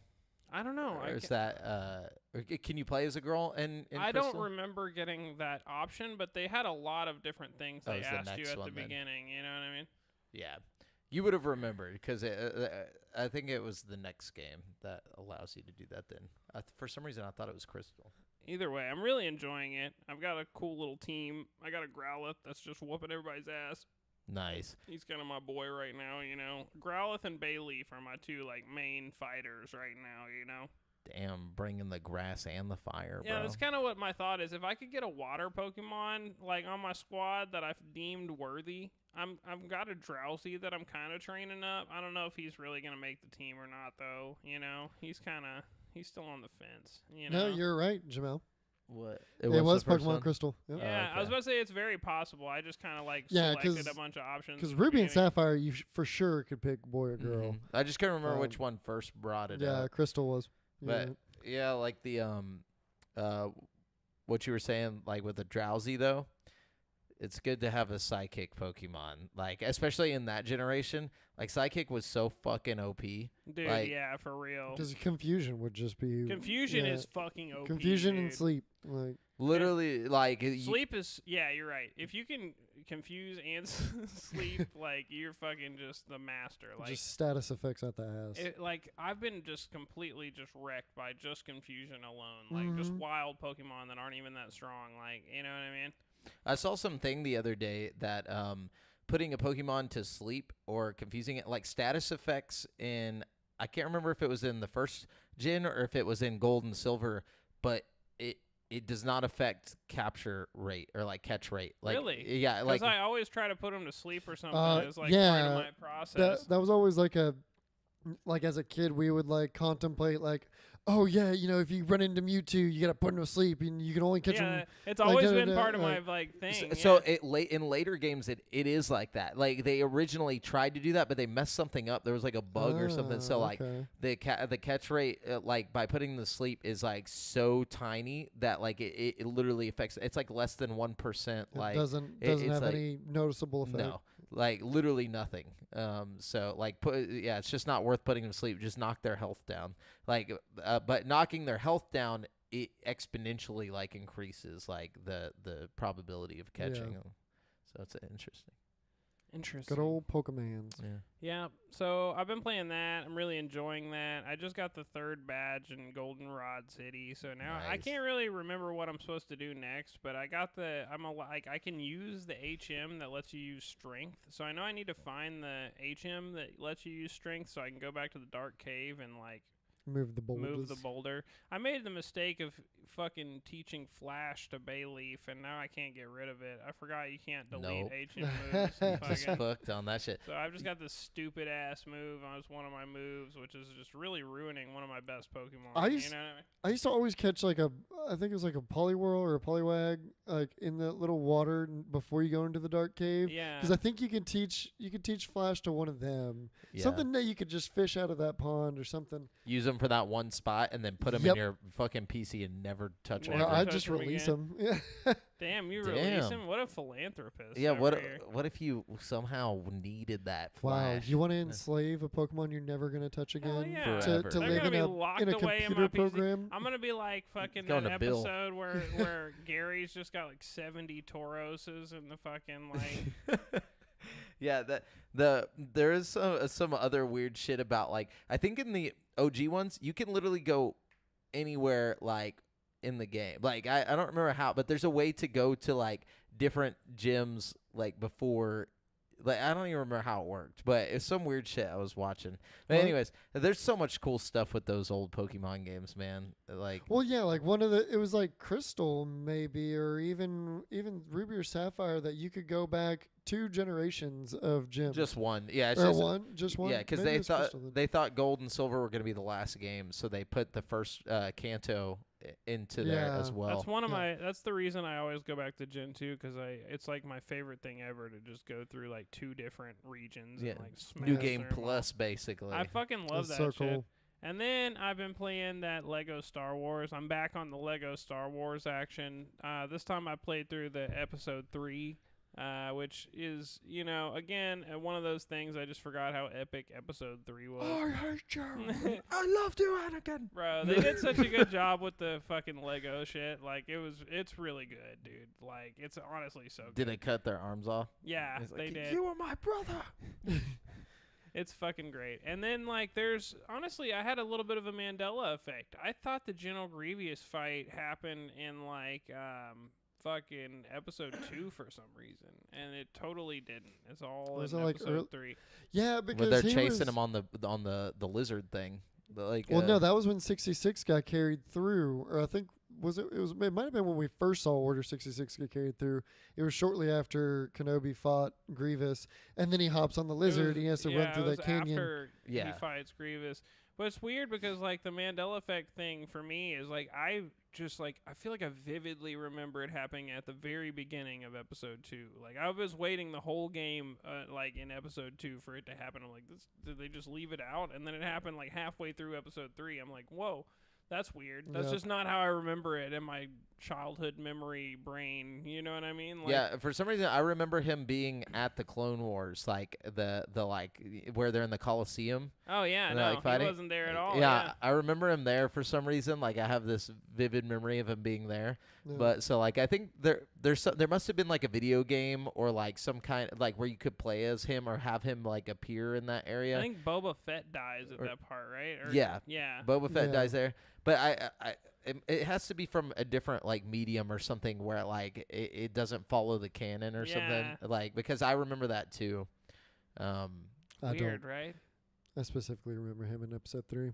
Really? Yeah, y'all just got terrible memory. No, because I had this game on the original Xbox called Star Wars Clone Wars, and you fight like in the Coliseum area, and it's like a wave fighter, like where they just start coming out waves, and I'm pretty sure. Oh, maybe that's what it is. Maybe Yeah. we played that and it just like is stuck in our memory Yeah. subconsciously or something. That's what I keep thinking of. But anyways, But yeah, so that's all I've been playing really.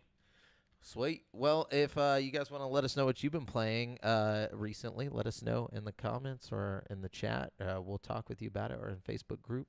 But anyways, so we're going to jump on over to today's topic of the show, which is predicting the launch lineup for the PSVR2. Okay, I feel like you guys are going to have more on this than I will. My first initial thought, like whenever seeing the 20 games coming up, was I was just like, well, it's obviously just going to be like every first-party title Yeah. is going to get their own thing, like or like some kind of experience or something. An Well, iteration. see, I'm thinking when I see 20 games coming, I'm thinking games that are already popular, obviously. Yeah. You know, Yeah. like Half-Life Alex. Ghost of So, Tsushima. Blood and Truth, not Oh, Ghost and Tsushima, like real Oh, you mean VR, VR games that are games. already out and already popular, Oh. like budget cuts, Yeah. fucking shit like that, shit that's like PC exclusive, that's too weak to run on the original PSVR. You know what I mean? Up to this point, like I think Yeah. Boneworks, Bone Labs, both of those Oh. probably. Half-Life Alex, things like that. See, you know what I mean? and I don't know any of those games, but that's why my initial thought went to them just making a bunch of first party like exclusives. Well, I think that too. But So before we get into this, though, real quick, I've got a list of the games that we know for sure. Okay, yeah, drop the. lay So 'em the on games me. that we know for sure are Horizon Call of the Mountain, Right. Knew that. a one. game called Samurai Slaughterhouse. Whoa. Didn't Um, know about that. Sounds interesting. Yeah, that sounds Um, cool. A cyberpunk-esque game called Lo-Fi. Oh yeah, lo-fi. So this is out in beta on PC already, and a lot of the people, like the VR YouTubers, are really freaking out about this game. Like Really? when it was when they dropped the demo for it, everybody was like, "Oh, cyberpunk in VR, blah blah blah." And like from what I see, it looks like some kind of cop game. Like I always see people flying around in this like cop car, and it's like a flying cop car. You know, like that. Huh. That game Air Car kind of, but like with a story attached to it. I don't know. It looks interesting. I might have to look that up if there's a free demo. Yeah, definitely. And then a fast-paced shooter called Runner, a narrative adventure called Firmament, and then Among Us. Firmament. Oh, I forgot the Among Us thing. Okay, Among Us. Yeah, that seems like a good launch title. Like Yeah. a fun So- social game to like. So it's just VR chat, but everybody's dying. Is what it looked Pretty like much, to me. yeah. Um, Firmament. I like a narrative game in VR. That sounds fun to me. So that's one I think I'll keep my eye on. I'm interested to see what they do, man. The potential is pretty limitless at this point. I mean, we've seen what they can do with basically like a fucking Very, like, Android strapped much to your less. face, you know, like. or just, I mean, How even many- the PS4, like what they did, what they Yeah. achieved with that. I mean, like, that they've done some incredible things on the original PSVR. Like the fact that we're basically like doubling to tripling the power, and then like you just turning them loose. You know what I mean? Like, come on. how many games was that you just mentioned? So, I'm sure they're not all launch titles, though. You know what I mean? well, I mean, this was in, so. Yeah, they announced these like a year ago. I Well, thought. but these were pulled. These titles, there was an article talking about the 20. Sony Launch lineup. announces 20 games launch lineup, Yeah. and they said these are the ones that we know for sure. Okay, so these are for sure launch. Yeah. titles. So how Yeah. many are there that we know of for sure? So that's 6. Okay. Six. So we still got 14 Wow. that Yeah. we're missing. Okay. So, I'd Oh. almost guarantee that Half-Life Alyx and Boneworks will be included in that too. Like I can Yeah. I feel like those two specifically are and like other major hits that on like major VR hits and everything. Yeah. Like I wouldn't be surprised if we saw most major VR hits have found their way to PSVR in some capacity already. Did, There's just a handful that are like just too technically like you just can't do it. You Yeah. know what I mean? What was the one? What's that Gladiator game? I'm sure that'll Which one? the cartoonish Gladiator That's game. on there. That's- Gorn. Gorn's yeah, already on. Yeah, it's on there. Blade and Sorcery. I wouldn't be surprised to see Blade and Sorcery. I think Um, that might already be on there too. Like on Nomad at PS4? least. Oh, the light version, like the Yeah, Quest I'm version? not 100% sure. That one might not be on there, but I wouldn't be surprised if they, they might drop like Blade and Sorcery 2 or something. You know what I mean? Well, no, Blade and Sorcery isn't even a finished game yet. Yeah, so it's still in early development. It's a really small team, but they're just doing they're breaking Are they big planning ground. on making like a campaign with it, or Yeah. like? Yeah, Oh, it's cool. all in development right now. They're just slowly adding it little by little because from what I understand, it's a very small development team, and they just added dungeons, and now they're with this next big update, they're going to be implementing like character progression along with like an inventory, and like you'll here soon you'll be able to like go through a dungeon and then get a reward at the end, like a weapon that has different like stats effects and stuff. Oh, that's pretty neat. From what I understand, and then armor too. I think they're They going need to implement boss fights. right. You know? Well, Like I don't big know. I mean, if they try to monsters you stay, fight. no, I think they're trying to stay in like realism of it. I think Yeah, they're but trying. wouldn't that be sick? That would be You dope. could have like a realistic boss fight. Just have some big motherfucker who's like fucking like No. 7'3" and super muscular and like True. your Yeah. attacks barely phase him. You know, you Well, like they chop have- his arm off and he just like laughs at you. He's like ho ho ho. He's At like, the end of dungeons and stuff, they throw like whole giant like. There's one guy who's like super armored, and then it's just a bunch of ads and stuff. So, I mean, it's a work in progress, but they've got a really good framework to work with. So, but yeah, I wouldn't be surprised if we saw it on PSVR too. I have a feeling we're gonna get definitely get some kind of like either Ghost of Tsushima or God of War like VR thing. Yeah, I wouldn't be surprised on either of those. I also saw a rumor article earlier talking about a Resistance type, like a Resistance reboot for VR. That would which I probably think be would the make only a lot way. Of sense, you know what I mean? Yeah, that would probably be the only way that they could bring that back, because I mean, it'd have to be rebooted. If they did bring it back, it would need to be rebooted, and what better way to do it by just making a PSVR title? Well, you also think about one of the best PSVR exclusive games is Farpoint, you know, and it's kind of a similar thing. It's like just linear first-person shooters just work well in VR. Yeah. You know what I mean? Like, I don't know. It just It's almost feels arcade-like. good. Yeah. Yeah. But it's also Well- like there's not too much. Like sometimes like big RPGs like Skyrim and stuff can get a little over fucking complicated. You know what I mean? Like when in a VR setting, you end up sitting there in a menu like standing in one place, like going through your menu trying to figure shit out, and your legs get tired and shit. You know, like you need something that kind of keeps you moving around in like a circle the whole time and not focused. You know what I mean? Like not focus on the fact that you're standing still. yeah, exactly. I mean, if you play standing, and I do, I like games that keep my legs moving, so I don't have like the blood flow. You know what I mean? Who plays VR sitting down? There are people, you know. Get off There your are ass. people. Get off your ass. VR is meant to move around. Well, what if you? I'm What if in you a can't? wheelchair. Yeah, I was about to say like. Okay, obviously that's an exception. You know, if you were an Stay on able-bodied your person, ass. if you're able-bodied, get off your lazy ass when you play VR. There you go. But Fair enough. Yeah. Anyways, No, just fucking. what you guys got? Okay, one I definitely think like we'd be fools to think it's not coming. Resident Evil 8. Yep. Yeah, I had that on. I figured y'all were gonna have that. It's almost like mandatory, especially since like okay, Resident Evil 8 VR has to happen. Okay, like 10 to 15% of people played Resident Evil 7 in VR mode. Like that was like a pretty crazy statistic for considering when the VR came out, yeah, like it was super popular, and to this day I still view it as one of the better VR games that's ever came out. You know what I mean? Plus, it would be very easy to market. You just like put it out, and the commercials like get up and get up Get up close to close. the mommy milkers. knew You you know, were like, Yes, I bro. knew it's gonna be like anything. It'll be like it's like now experience the mommy milkers in full in 3 dimensions. Oh God! But you know that's What- what people yeah. are gonna do. I mean, like, Yeah, No, yeah, it's gonna that- be a thing on Twitter. It's gonna like explode all over the internet. Like it's gonna People go are gonna viral. mod it so they can fuck with the mommy milkers. Oh, like, there's yeah. gonna, and all honestly of it. though, the like, gameplay itself is even like Resident Evil 8 seems like it would work better in VR than Resident Evil 7 did, even. Well, you yeah. know? And Resident Evil 7 worked great in VR. You know what I mean? Resident Evil 7 was like built around VR. And that's what leads me to believe Resident Evil 8 is also built with VR in mind. It's you know happening. what I mean? It might Like- not be a launch title, but it's gonna happen. Yeah, exactly. I really think it's going to happen. And not only that, I wouldn't be surprised if we get a remaster of Resident Evil 7 in VR. And you know what?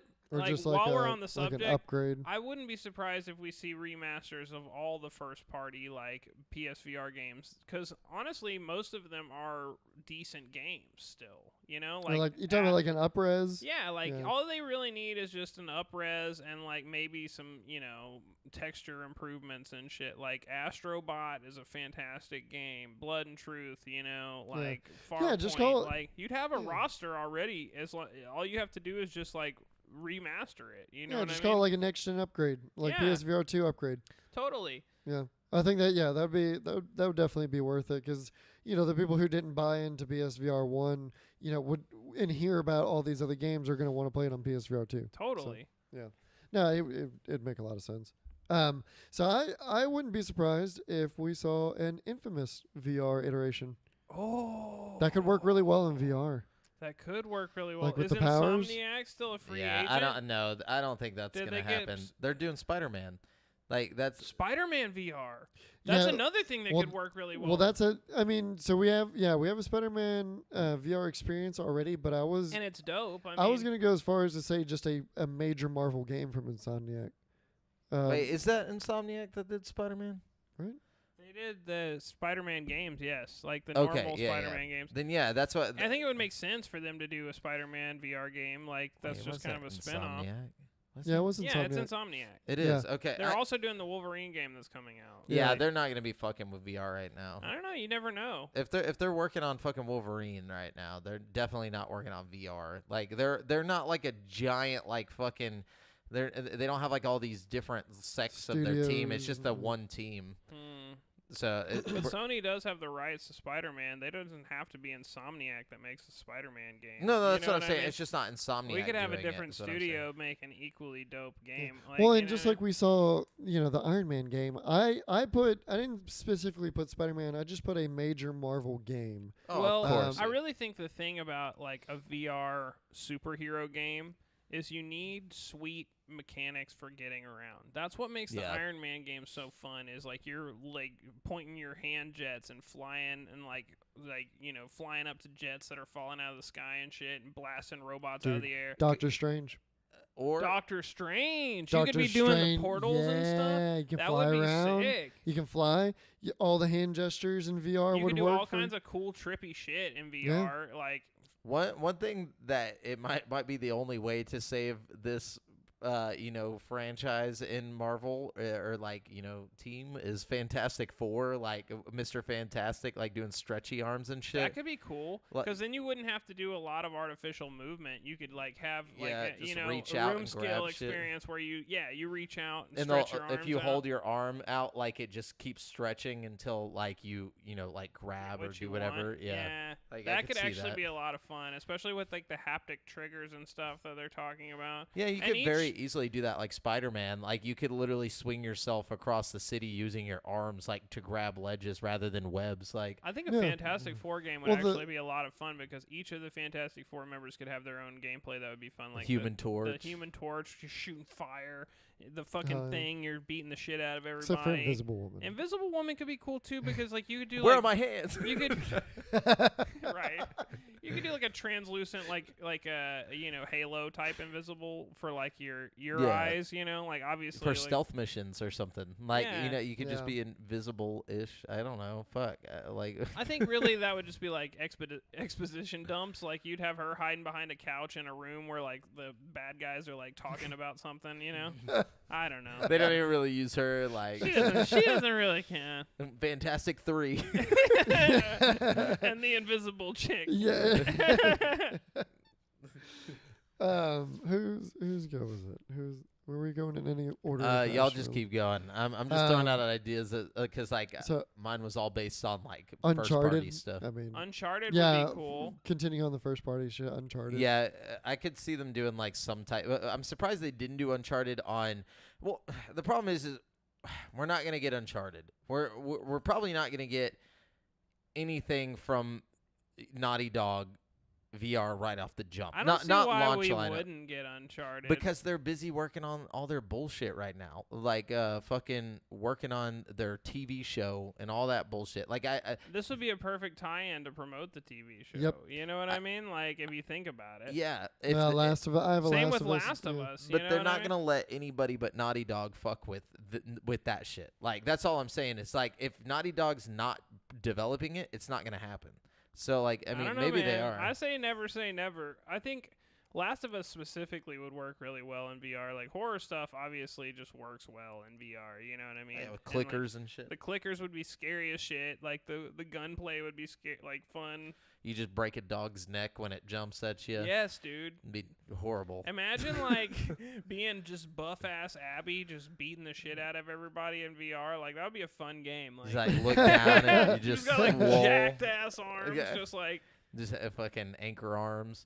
Like yes, dude. I'm with that. I could see it, like if they're not too busy with their other shit, then yes, that will be a launch lineup, like for sure. Maybe they're just keeping all this shit so quiet that like, but as far as I knew, they were just busy with a bunch of shit. But maybe this is it. Maybe this is what they've been working on. You know what? I wouldn't be surprised for us to get like a launch lineup is some kind of sequel to one of their first party games. Like I know I said remasters earlier, but you could also do like Astrobot 2. You could do Firewall 0 Hour. Well, 2. so you the could do developers, Blood and Truth 2. So in the right after like the games that we know, they also named a couple developers that are working on unannounced titles, and the Firewall 0 developer was one of them. Oh, So there probably is going to be a sequel. Firewall was an awesome game. Honestly, even just a remaster of the normal Firewall game would be sick. Like, they've done a lot to it since, and it's one of those games that's gotten a lot of support. Like, they didn't just drop it and forget about it. You know what I mean? It's got a thriving community. It's a really good game. You know? Yeah. So Multiplayer was fun at that one. One of my super wishful thinking ones. I put a couple on here. Dude, I would love to see a Ratchet and Clank, like VR experience. That actually would be great. I think Astrobot has proved you can do a third-person game in VR, and it's like excellent. You know what I mean? Same with Moss. You know, which we know Moss 2 is on the way. Or maybe even do it first person, because all the different like tools and like gadgets that he has would be really cool to use in first person. You could. But I really think, but take out the platforming aspect. If you just took Ratchet and Clank Rift Apart and put it in VR, like you that just did, dope. like over the shoulder, the same game, but just the whole world's around you in VR, like that would be the sickest fucking game of all time. Like, be a really cool experience. You know what? I know what's coming, and it's gonna be fucking. There's two games that I'm quite certain at least one of them will be on the launch lineup. And it's either going to be Siphon Filter as like a reboot. Okay. I could see that. And if it's not Siphon Filter, it's going to be Metal Gear Solid. It's going to be Metal Gear. Some stealthy game? Yeah, one of the two. Both have like ties to PlayStation. I like that a lot. And they know Oculus. They know Oculus is working on Splinter Cell, so it's like, they need They're some gonna kind of drop stealthy thing to compete. I My would Pie not in be the surprised Sky to see game. Metal Gear. Yeah. What I think is going to happen, and this is going to sound crazy, but I have evidence to support my claims here, okay? All right. I think we're either going to get Grand Theft Auto 5 or 4 in VR. I really do. What's the evidence you got? Yeah, well, back these claims up. Because Rockstar's already working on Grand Theft Auto San Andreas for VR. Yeah. Correct. So we've seen, like whenever one game raises a lot of hype, you see it pop up. Like, okay, so we had Resident Evil 7, super successful. Suddenly Resident Evil 4 pops up, super successful. I think we got Grand Theft Auto San Andreas coming. Everybody's got the hype train, you know what I mean? I really think we've already proved Grand Theft Auto 5 can work in VR well because of the Luke Ross mod, you know what I mean? That's working on far less superior consoles compared to the fucking PS5, you know what I mean? Like, I think you're either going to do PS5 or GTA 5 in VR, or you're going to do GTA 4 in VR because it's less demanding, but still slightly better than San Andreas graphics-wise. You know what I mean? My only thing is I don't think 4 was popular enough like San Andreas was. 4 recently has found, like, a cult following. Like, everybody that I've seen talk about 4 is, like, just really going off about how great it was. And in my opinion, 4 was kind of one of the weaker games. Like, I didn't like 4 as much as most people. I didn't like 4 for any of the story, but I really appreciated the little things that they put into 4 as far as like the ragdoll effects and how the people reacted to stuff and the driving mechanics too. Like the driving was terrible. Like no, like or not the driving, the crashing mechanics and everything. Like there was a bunch of like little tweaks that they put in it that weren't in 5 or any other game that made it special to me. I felt like it was kind of a step back from San Andreas, to be honest with you. For sure. It felt like a worse San Andreas with better graphics to me. Yeah, it had better graphics and less features. It had little details, like he was saying, like little things that were cool just because of the graphics. It was able to show those things, but like, yeah, it was definitely a step back, at least in the RPG. Yeah, no, parts. Big time in the RPG. And the driving. The driving was just awful. Like, I remember trying to drive in that game and just being like, this does not feel like fucking Grand Theft Auto. It just felt bad. Well, I'm excited, and I feel like if we don't get a Grand Theft Auto, we'll get some type of sandbox game. You know what I mean? Like, I really think that, like, maybe Saints Row or something, like, some kind of sandbox experience. You know what I mean? Yeah, I could see it being Saints Row or something like that. I don't see it being Grand Theft Auto. Simpsons Hit and Run, just... Yeah, just because Grand Theft Auto or like Rockstar's not gonna put their game on a exclusive, like outside of something that's like Oculus or Facebook. You know what I'm saying? They're not going to be like, here you go. You know, like here's a game. I don't see why not. It's not like it's Rockstar's first voyage into VR, especially as far as exclusives go. I mean, you got, like we said earlier, San Andreas coming to Meta. You also have like the VR case files that came out back in the day for PC, which did eventually find their way to PlayStation, but they were originally exclusive to PC. You know, but was PSVR even like out back then? Like whenever it came to PC, I don't know. VR, I think it came. I think it was, but it was in its like infancy. Yeah, I don't think it was like exclusive. I think they were just like, well, this is the only place people have VR. You know, at that time, like I feel like Rockstar is gonna go for wherever they can make the most money, so they're gonna just put it everywhere. Like even it may come as a launch lineup to PSVR, but I think it'll still be on PC.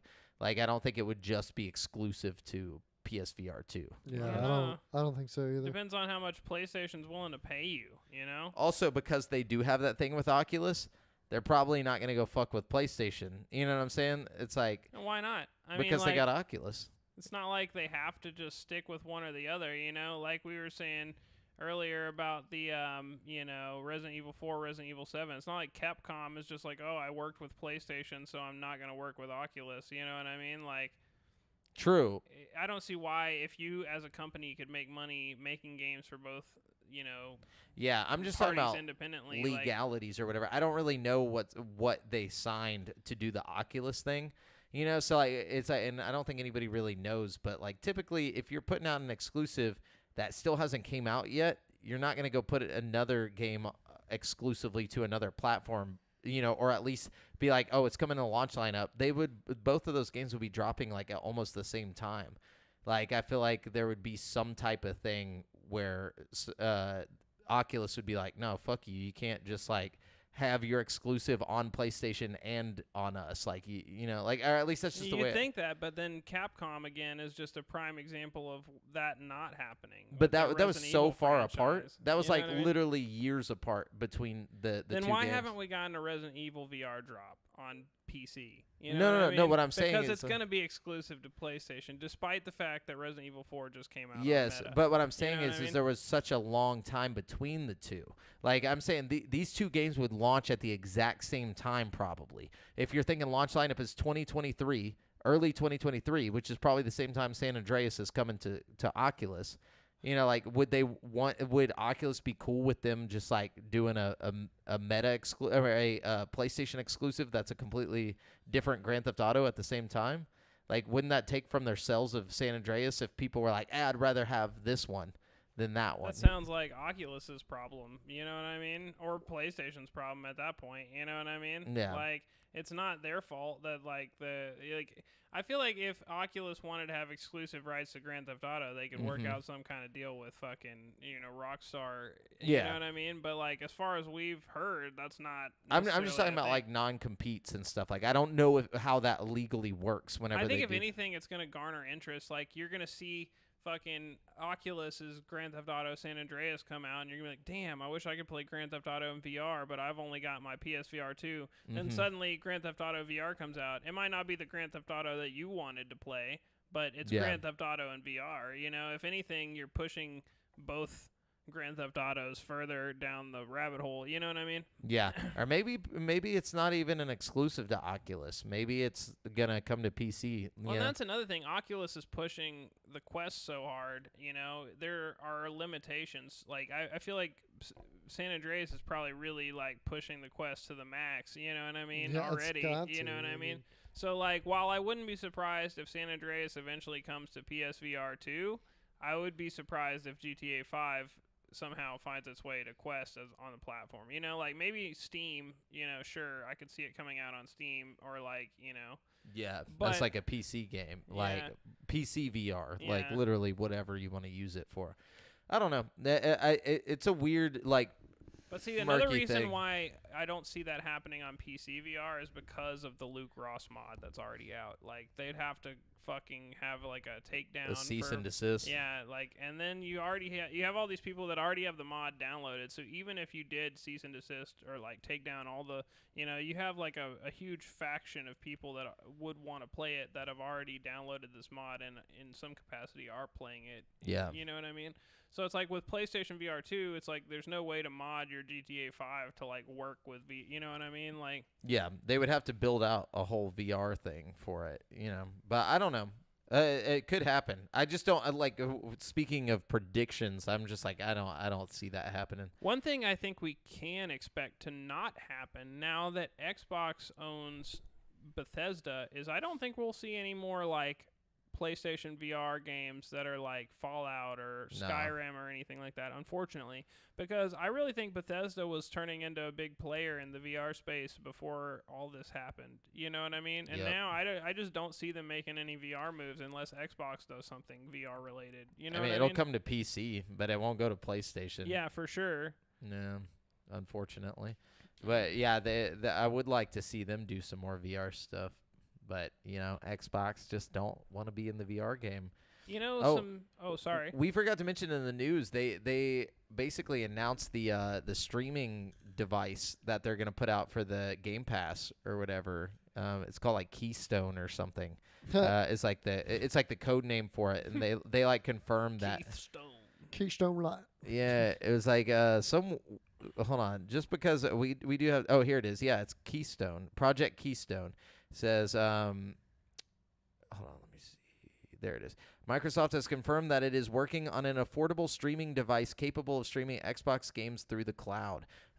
Windows Central reports that it received confirmation from Microsoft that its streaming dongle, codenamed Project Keystone, is meant to be an easy and affordable option for people that want to play and access games on Xbox Cloud Gaming but don't have a console. Says our vision for Xbox Cloud Gaming is unwavering. Our goal is to enable blah, blah, blah. As announced last year, we've been working on a game streaming device codenamed Keystone that could be connected to any TV or monitor without the need for a console. So. Yeah, they mentioned this. And they also said that they're working on smart TVs that have it built in as like an app already. Yes. You know what I mean? Yeah, and so, but all this is that they confirmed the project name and that like basically it's like probably it's in development. Yeah, it's like on its way. Probably basically. Can't take it's got to just be like a Fire Stick basically with fucking the Game Pass app installed on. Just one app. You know what it's I like mean? a Fire Stick. Yeah, I could see that. But anyways. Yeah, I think so I feel like there's a few genres that as PlayStation VR2 would be foolish not to touch on for their like launch, you know what I mean? Like obviously you need horror. I think Resident Evil 8 is going to cover that base. Or Silent Hill. Silent Hill would be a great option. Holy shit. That would be so scary, especially if you drop what if you drop Silent Hills, right? Like, and everybody, it's just like the game everybody wanted, but then at the end they're like coming to PSVR2. You know what I mean? And it's just like that would be fucking mind blowing. That's like terrifying. I would buy PlayStation VR2 day one straight up for that. Like. Yeah. Well, I mean, and that's the thing is like I don't know if people people off the name alone would be hyped. But, like, just because Hideo Kojima's not involved or whatever, people would be like, eh. But, But if he was, was involved, then yes. That's what I'm saying. If it's just the exact that same game that, like, everybody was waiting on, you know what I mean? Like, that, like, just the demo from back in the day, like, got re-released because it's the same game, you know what I mean? Like, that would just be mind-blowing. Oh, yeah. But yeah, sorry. I'm a little hyped about that, just getting to think about that. That got me excited right there. Yeah. But I think, so you need your horror. You need a racing game, okay? They already got Gran Turismo, right? So Gran Turismo was on original PS4, but it wasn't like the whole game. It was like just a mode where you could do laps around a track. You had a couple other games like Drive Club and Dirt and stuff like that. But I think like for the launch, you're gonna want like a sick ass fucking racing game. You know what I mean? Like a dedicated VR racing game? Yeah. It probably won't be any known racing game. No. It'll probably just be something whatever. new. Dedicated. That's okay. You know, something new, something fresh. Yeah. And I think it would also, behoove you to have some kind of like flying game, like Ace Combat, you know what I mean? But like a full-fledged version of it, you know what I mean? I can see or that. like Star Wars Squadrons, but like remastered, like with like really good graphics, you know what I mean? I don't know, something like that would be really cool. Would be good at launch. A sports game, Yeah, like I hockey guarantee or something. We're gonna see some kind of sports game, especially with Meta messing with that. If they did like a MLB The Show or something like that, would get a lot of people. Holy shit! I think they should try to get Population 1 on there. Population 1 is so popular right now on all the other platforms, you know what I mean? Or some kind of battle royale in VR, you know what I mean? That could compete with Population 1, you know? Yeah. Because right now I think it's probably the most successful VR game on Quest, you know what I mean? Check it. I'm going to predict the return of PlayStation Home to PSVR2. That's what's going to happen. What is PlayStation Home? You don't remember that shit where like it was like The Sims but like the PlayStation like economy? You don't remember that at all? Not at all. Oh my gosh. That was like one of the worst things ever. It was on the PS3. I legit don't remember this. I was too poor to have a Yeah, PS3. we had 360s back then, but like I remember my buddy had a PS3 and like there's this thing on it called PlayStation Home. It was basically like a free to play online thing. It was kind of like VR chat or like Second Life, but it was all PlayStation. Like you made your avatar and like just walked around and built out your home. And since they're trying to get into the metaverse and that shit failed horribly on PS3, they're probably like, dude, this is the time to bring it back. It's going to be PSVR. Yeah, give us our own customizable VR homes. I'm about it. Yeah, I'm cool with that. like a VR house. Yeah. But anyways, how you guys feel about our predictions? Name your number one prediction, the one that like Resident Evil 8 for Okay. sure. Yeah. I am like almost 100% convinced that that's happening. all You right. think it's Devin? happening at launch? I don't. If it's not at launch, No, it'll it's got to be within launch lineup. Like I'm saying, what's your number one launch lineup? Like so, whenever they do announce the launch lineups, we can be like, "Told y'all, bitches," or we can be like, "Damn, we missed it." You got one I'm shot. gonna go ahead and go with Resident Evil 8. Okay, all right. I believe you on But that one. if I had to pick a backup, it would be Half-Life Alyx. I feel convinced they're gonna put Half-Life Alyx on there too. All right, gotcha. All right, mine is gonna be either PSVR Home or like something similar to Home. Like it's gonna be like a VR chat, but only for PlayStation type thing where like people live. I guarantee you something like that is gonna be announced in the launch lineup. So I'm gonna go with that. We'll see about that. I don't know what the name of it's gonna be, but y'all mark my fucking words. I'm gonna Talk stick about to. spreading your cookies too thin because you've already got fucking VR chat and like Rec Room and like all these other platforms but that dude, are just that. We're you know? entering the metaverse, bro. It's time to make that PlayStation like universe that we're all gonna be fucking chilling in. I guess so. You know, so I'm gonna go with that. I'm gonna just All right, see. I'm I'm with probably you. completely wrong, No, but I feel you. I feel you. I'm vibing with that. Devin. I'm gonna stick with my Marvel. I think there's gonna be a Marvel game. Okay. Okay. Yeah, that's so a good call. Like a dedicated Marvel You experience. know, I'm actually kind of vibing with Jamel's idea over here because, like, the more I think about it, like, imagine, like, a big room, right? Okay? No, seriously. Imagine a big room, and everybody's in this room, right? And, like, you're playing VR, and, like, you pull up to some guy, and he's like, hey, man, you play the new Uncharted game? And you're like, no. And he's like, check it out. And he pulls up this big-ass, like, 50-inch virtual screen in the virtual world, and he just pulls up the Uncharted game, and y'all can start playing it together, like, two-player, in this fucking VR world. You know what I mean? Yeah. Like, Be like a social chilling it'd be like a thing. social thing, but, like, with all the benefits of, like, your PlayStation shit. Like, you know what I mean? Like, Yeah. you could play your games in this world. You could do other things within the VR Like, world that are, like... Check it. Whenever you get your PlayStation trophies, you can like have Display them them in hanging your up in your house. house. Yeah. Like ones that you think are like really good or whatever. You got like So- a trophy case. Oh, that's like- sick. So yeah, that Oculus- could be sick. Oculus Home actually, they do that. See, There's there's gonna be one for. Yeah. And PlayStation's gonna put their little touch on it. You're gonna have like the fucking robot chilling in the corner. Yeah. Like he's gonna like come out like talk to you. He's gonna be like the paperclip in fucking Windows. There's gonna be a lot of shit happening. Yeah, I like that. But So, well, cool. and it Well, will fail almost immediately. But it's yeah. gonna happen. It's gonna like come out and like it's gonna be all furries like immediately. No, anyways, yeah. So we're gonna jump on over to the People's Champ. Be sure to tell us what y'all think. Yeah, like predictions and everything. For sure. Yeah. Drop your predictions in the Facebook group at facebook.com/group/GameSpeak podcast. All right, let's see what we got here. I'm going to give it to Brian Moctezuma this week. He says, fuck, marry, kill. Pluckers, Buffalo Wild Wings, or Wingstop. I'm Pluckers all the way, dude. I'm gonna marry Pluckers. Yeah, I'm marrying I've Pluckers. never been to Pluckers. Kill Buffalo Wild Wings. Easy. That's easy. Definitely fuck killing Buffalo. B-dubs. Well, then again, I like watching free sports at Buffalo Wild Wings. You can watch that at like any wing I'm place. gonna fuck Buffalo Wild Wings. Okay. Because it's like, I don't always want Buffalo Wild Wings, but every now and then I'm trying to watch some free sports and eat some shitty fucking pickles that are super overpriced.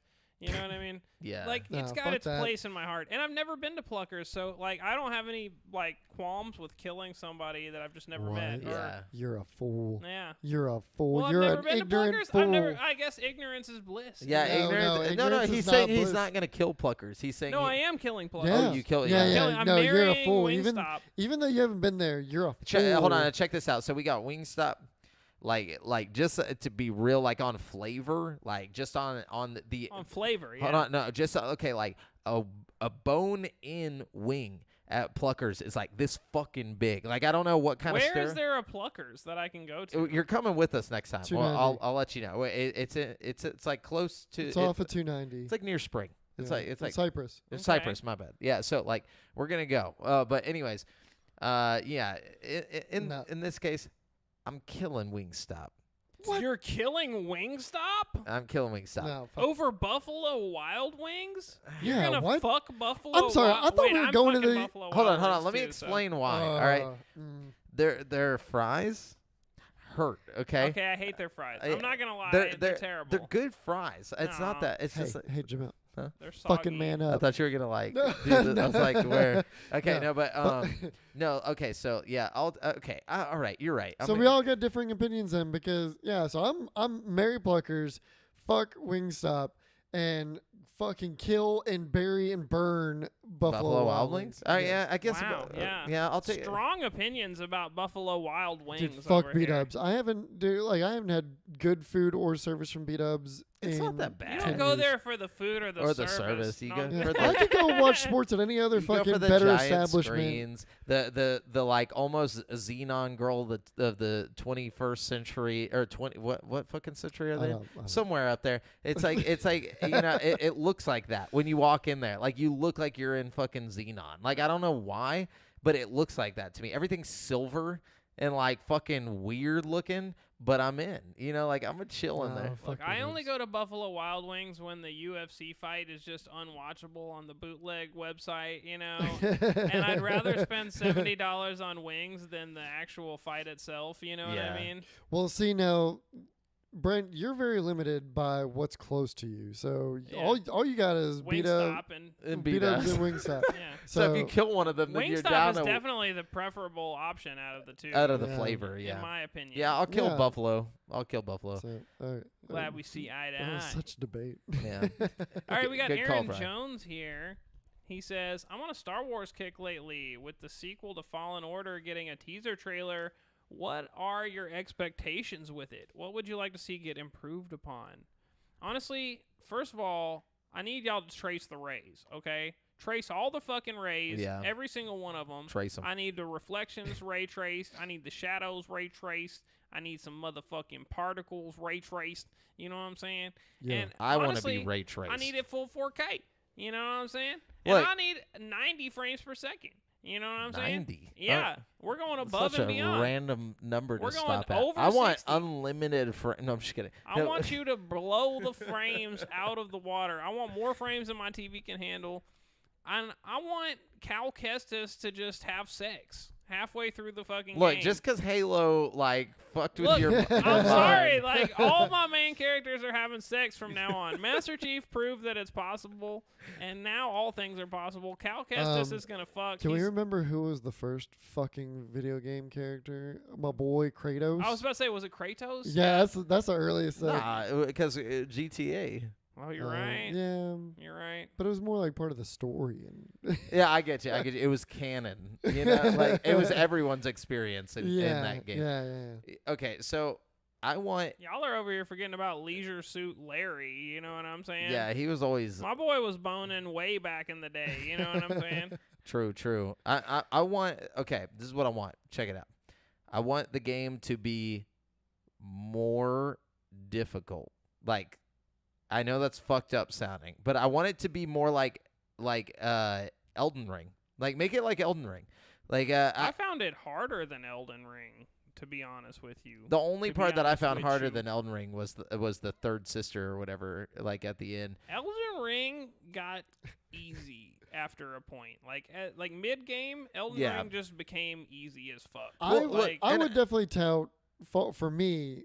Like I would tout Fallen Order as harder just because of the limitation of you have a Yeah. lightsaber and the Yeah. Force, and that's but it. check it, That's check what it, I'm check it. saying. And it's I like don't Sekiro in the sense that you can't make just your up and character change your super shit. overpowered and like just that maybe blast that's not through the that term way. I'm looking for. I don't mean harder. I mean I want it to be more like Elden Ring. Like make it more open. Like give us an open okay, like that's totally experience. different, and I can agree with that. Yeah, I don't know why I said harder, but like what I meant was we already had the Dark Souls experience or the Sekiro experience Give in us the first that one. open world Yeah. now. Now whenever give us 3 planets. Give us 2 or 3 planets. Don't worry about making like a bunch of different planets Just and make them huge. And Yeah. like with different like And alive. make them like with ecosystems and like different animals that you can fight and all that shit. Obscure ass quests. Yeah. for you to You're find. asking a whole hell of a lot, though. I mean, Elden Ring did really well with such a large map to make it feel living Yeah, and breathing. then Also, give us you're- 1 planet. That's all I'm Yeah. saying. Like just fucking make it big and open.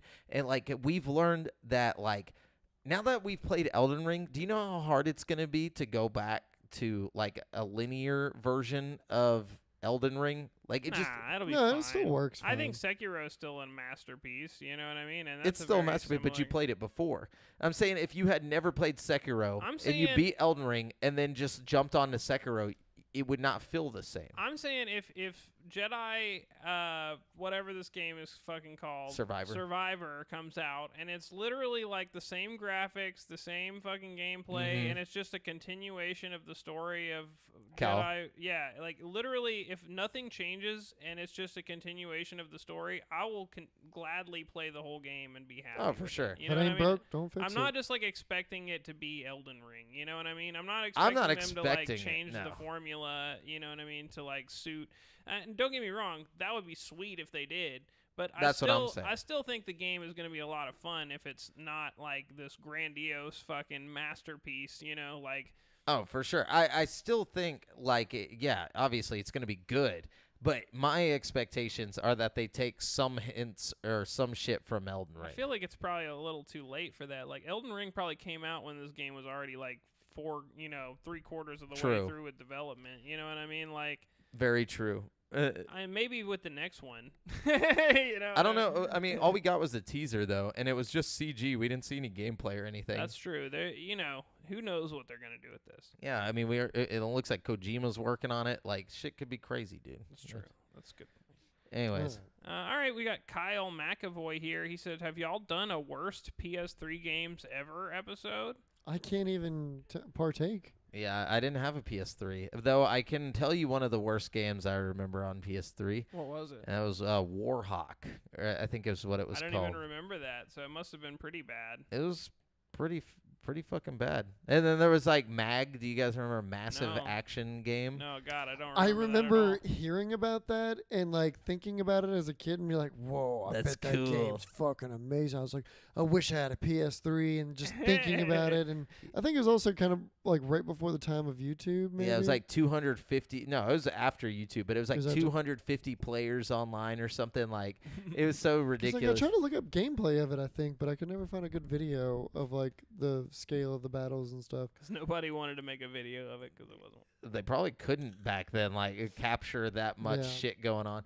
But yeah, I remember some shitty games on the PS3, even though I didn't own one. But Oh, I man. played them. Okay. Well, maybe we'll do a topic about that one day, Kyle. Yeah. You know, we'll do We'll a little look into 'em, research, yeah. I have a PS4. Wait, no, you can't. I'm It's willing not to backwards download compatible. a PS3 emulator on my computer Same. and just play every PS3 game for research. No. Look up. We'll Look up the we'll look worst up the ones. worst PS3 games. Oh, Play- and play the play all worst of Download them? the Yeah. emulators. Yeah, I'm down. Okay, that could be fun. Yeah. We could all assign ourselves like 5 shitty games to play for homework and just come talk about them. Yeah. For sure. All right, that's a good one. I got one here from Aaron Jones again. This is actually a really good question. This probably should have been the People's Champ. Sorry, Damn, Brian. Sorry, Brian. Damn, Brian. But that's okay. You're still the champ, so, sorry, Aaron. No really. takes backs. Yeah, no takes backsies for anybody. Aaron says, follow-up question. Since EA has been behind most of the recent Star Wars, EA has been rumored to want to get bought out and merge with a bigger studio. With Comcast, Disney, Apple, and Amazon all eyeballing it, who do you think you would like to see acquire EA? It's not about who we'd like. It's about what makes the most sense. And with them handling so many Star Wars projects, it only makes sense that Disney would acquire it. Though honestly, their contract's over. Like after this game, I thought, like with Disney.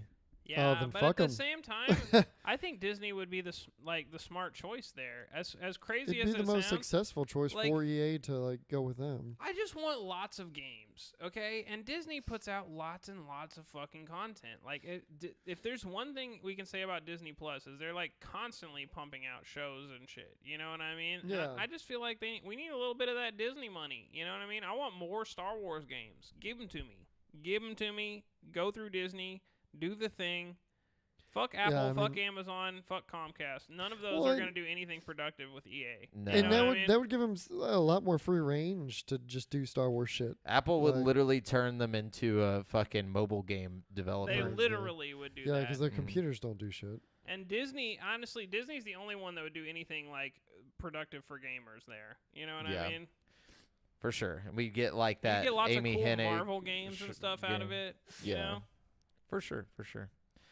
Anyways, any Yeah. other? Oh, yeah, sorry. We got We got one DL more. here. He says, what game from your childhood would you most like to see get a remaster? Yeah, it is So- crazy how DL sounds like that. Yeah, Like, just like DL. it's like he's got the most like intense voice, dude. Could you do that again? That was like spot on. Yeah, I like, got just, you. Just say it. My name is DL. My name is DL Shira. You sound just fucking like him. Yeah. Anyways, let me think. All right, what you guys go ahead. I'm thinking on. So with the KOTOR remaster coming, I would love a Jade Empire remaster. I think that would be really cool.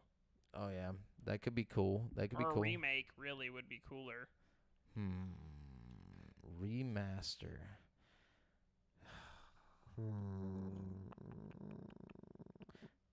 I know they've already done it before, but it's basically on an obsolete console that no one can ever fuck with again unless they have one. Just bring us a remastered version of Ocarina of Time or Majora's Mask to Switch. That would be cool. Yeah. You know what I think would be cool is like it's not really a game from my childhood, but it's a game that existed in my childhood that I think would be cool to remaster. It would be like Earthbound. You know what I mean? that would be like cool. a modern Earthbound. Like a 3D. Yeah, with like the Zelda effects, you know what I mean? Where it's like top-down 3D. It's like the same game, just with fucking, Oh, yeah. cool 3D graphics. That could be cool. Or one that's random and that nobody fucking remembers is that Castlevania game for the N64. Like, just because I don't know what that game was fucking about or anything. There's like 2 Castlevania games that came out on the N64. And one of them is worth a shit ton of fucking money. Like if you try to find it, I can't remember what it's called, but I know the one you're talking about. Yeah, it's worth like $200 for just the cartridge. So like whatever that is, remaster that shit. Like I want to know why it's worth so much. Is it a good game? Because they haven't done a remaster. Of Yeah. Trying to think. Because I always go back to games like my childhood favorites. But I've talked about this previously on the show, so I'm trying to think of a fresh one. Damn. Well, keeping with the Star Wars shit, I would love to see, obviously, fucking Force Unleashed. That would be Oh, cool. That'd be dope. Jedi Outcast series would be pretty cool too. Yeah. Oh, Jedi Outcast would be amazing. If you just bundle the whole story into one like remake game, you know what I mean? That would be sick. With the Shadows of the Empire, like have the Yeah. N64 like first person one, and then go straight into Jedi Outcast and then Jedi Academy and all that like shit. mash all the gameplay together. I want, Republic Commando would be dope. That would be a good one. A yeah, remaster of that. that would be sick. I recently went back and played that. It's pretty good. I heard. Yeah, I I saw heard somebody's like remaking it in VR. Oh, that's what? cool. Yeah. That would be dope. PSVR2 launch lineup, dude. Right. Right. Yeah, Anyway, we need some more Star Wars VR games. yeah, that would be sick. Yeah. well, that's it for the show today, guys. Remember, you've been listening to GameSpeak Podcast, courtesy of GameSpeakPodcast.com. The show posts for free every Wednesday on all podcast platforms, but you can watch it live before anyone else on twitch.tv/GameSpeakPodcast every Monday evening at 7:50 p.m. CST. Be sure to submit any questions you want us to read on the show to the GameSpeak Podcast Facebook group at facebook.com/group/GameSpeakPodcast. Check out our video content on youtube.com/createforsanity. And if you want to stay up to date with your boys, you can find me on Twitter at the handle @JawForJamel, Brent at Brent Has One, and Devin at Devondrius. And check out the GameSpeak Podcast Instagram.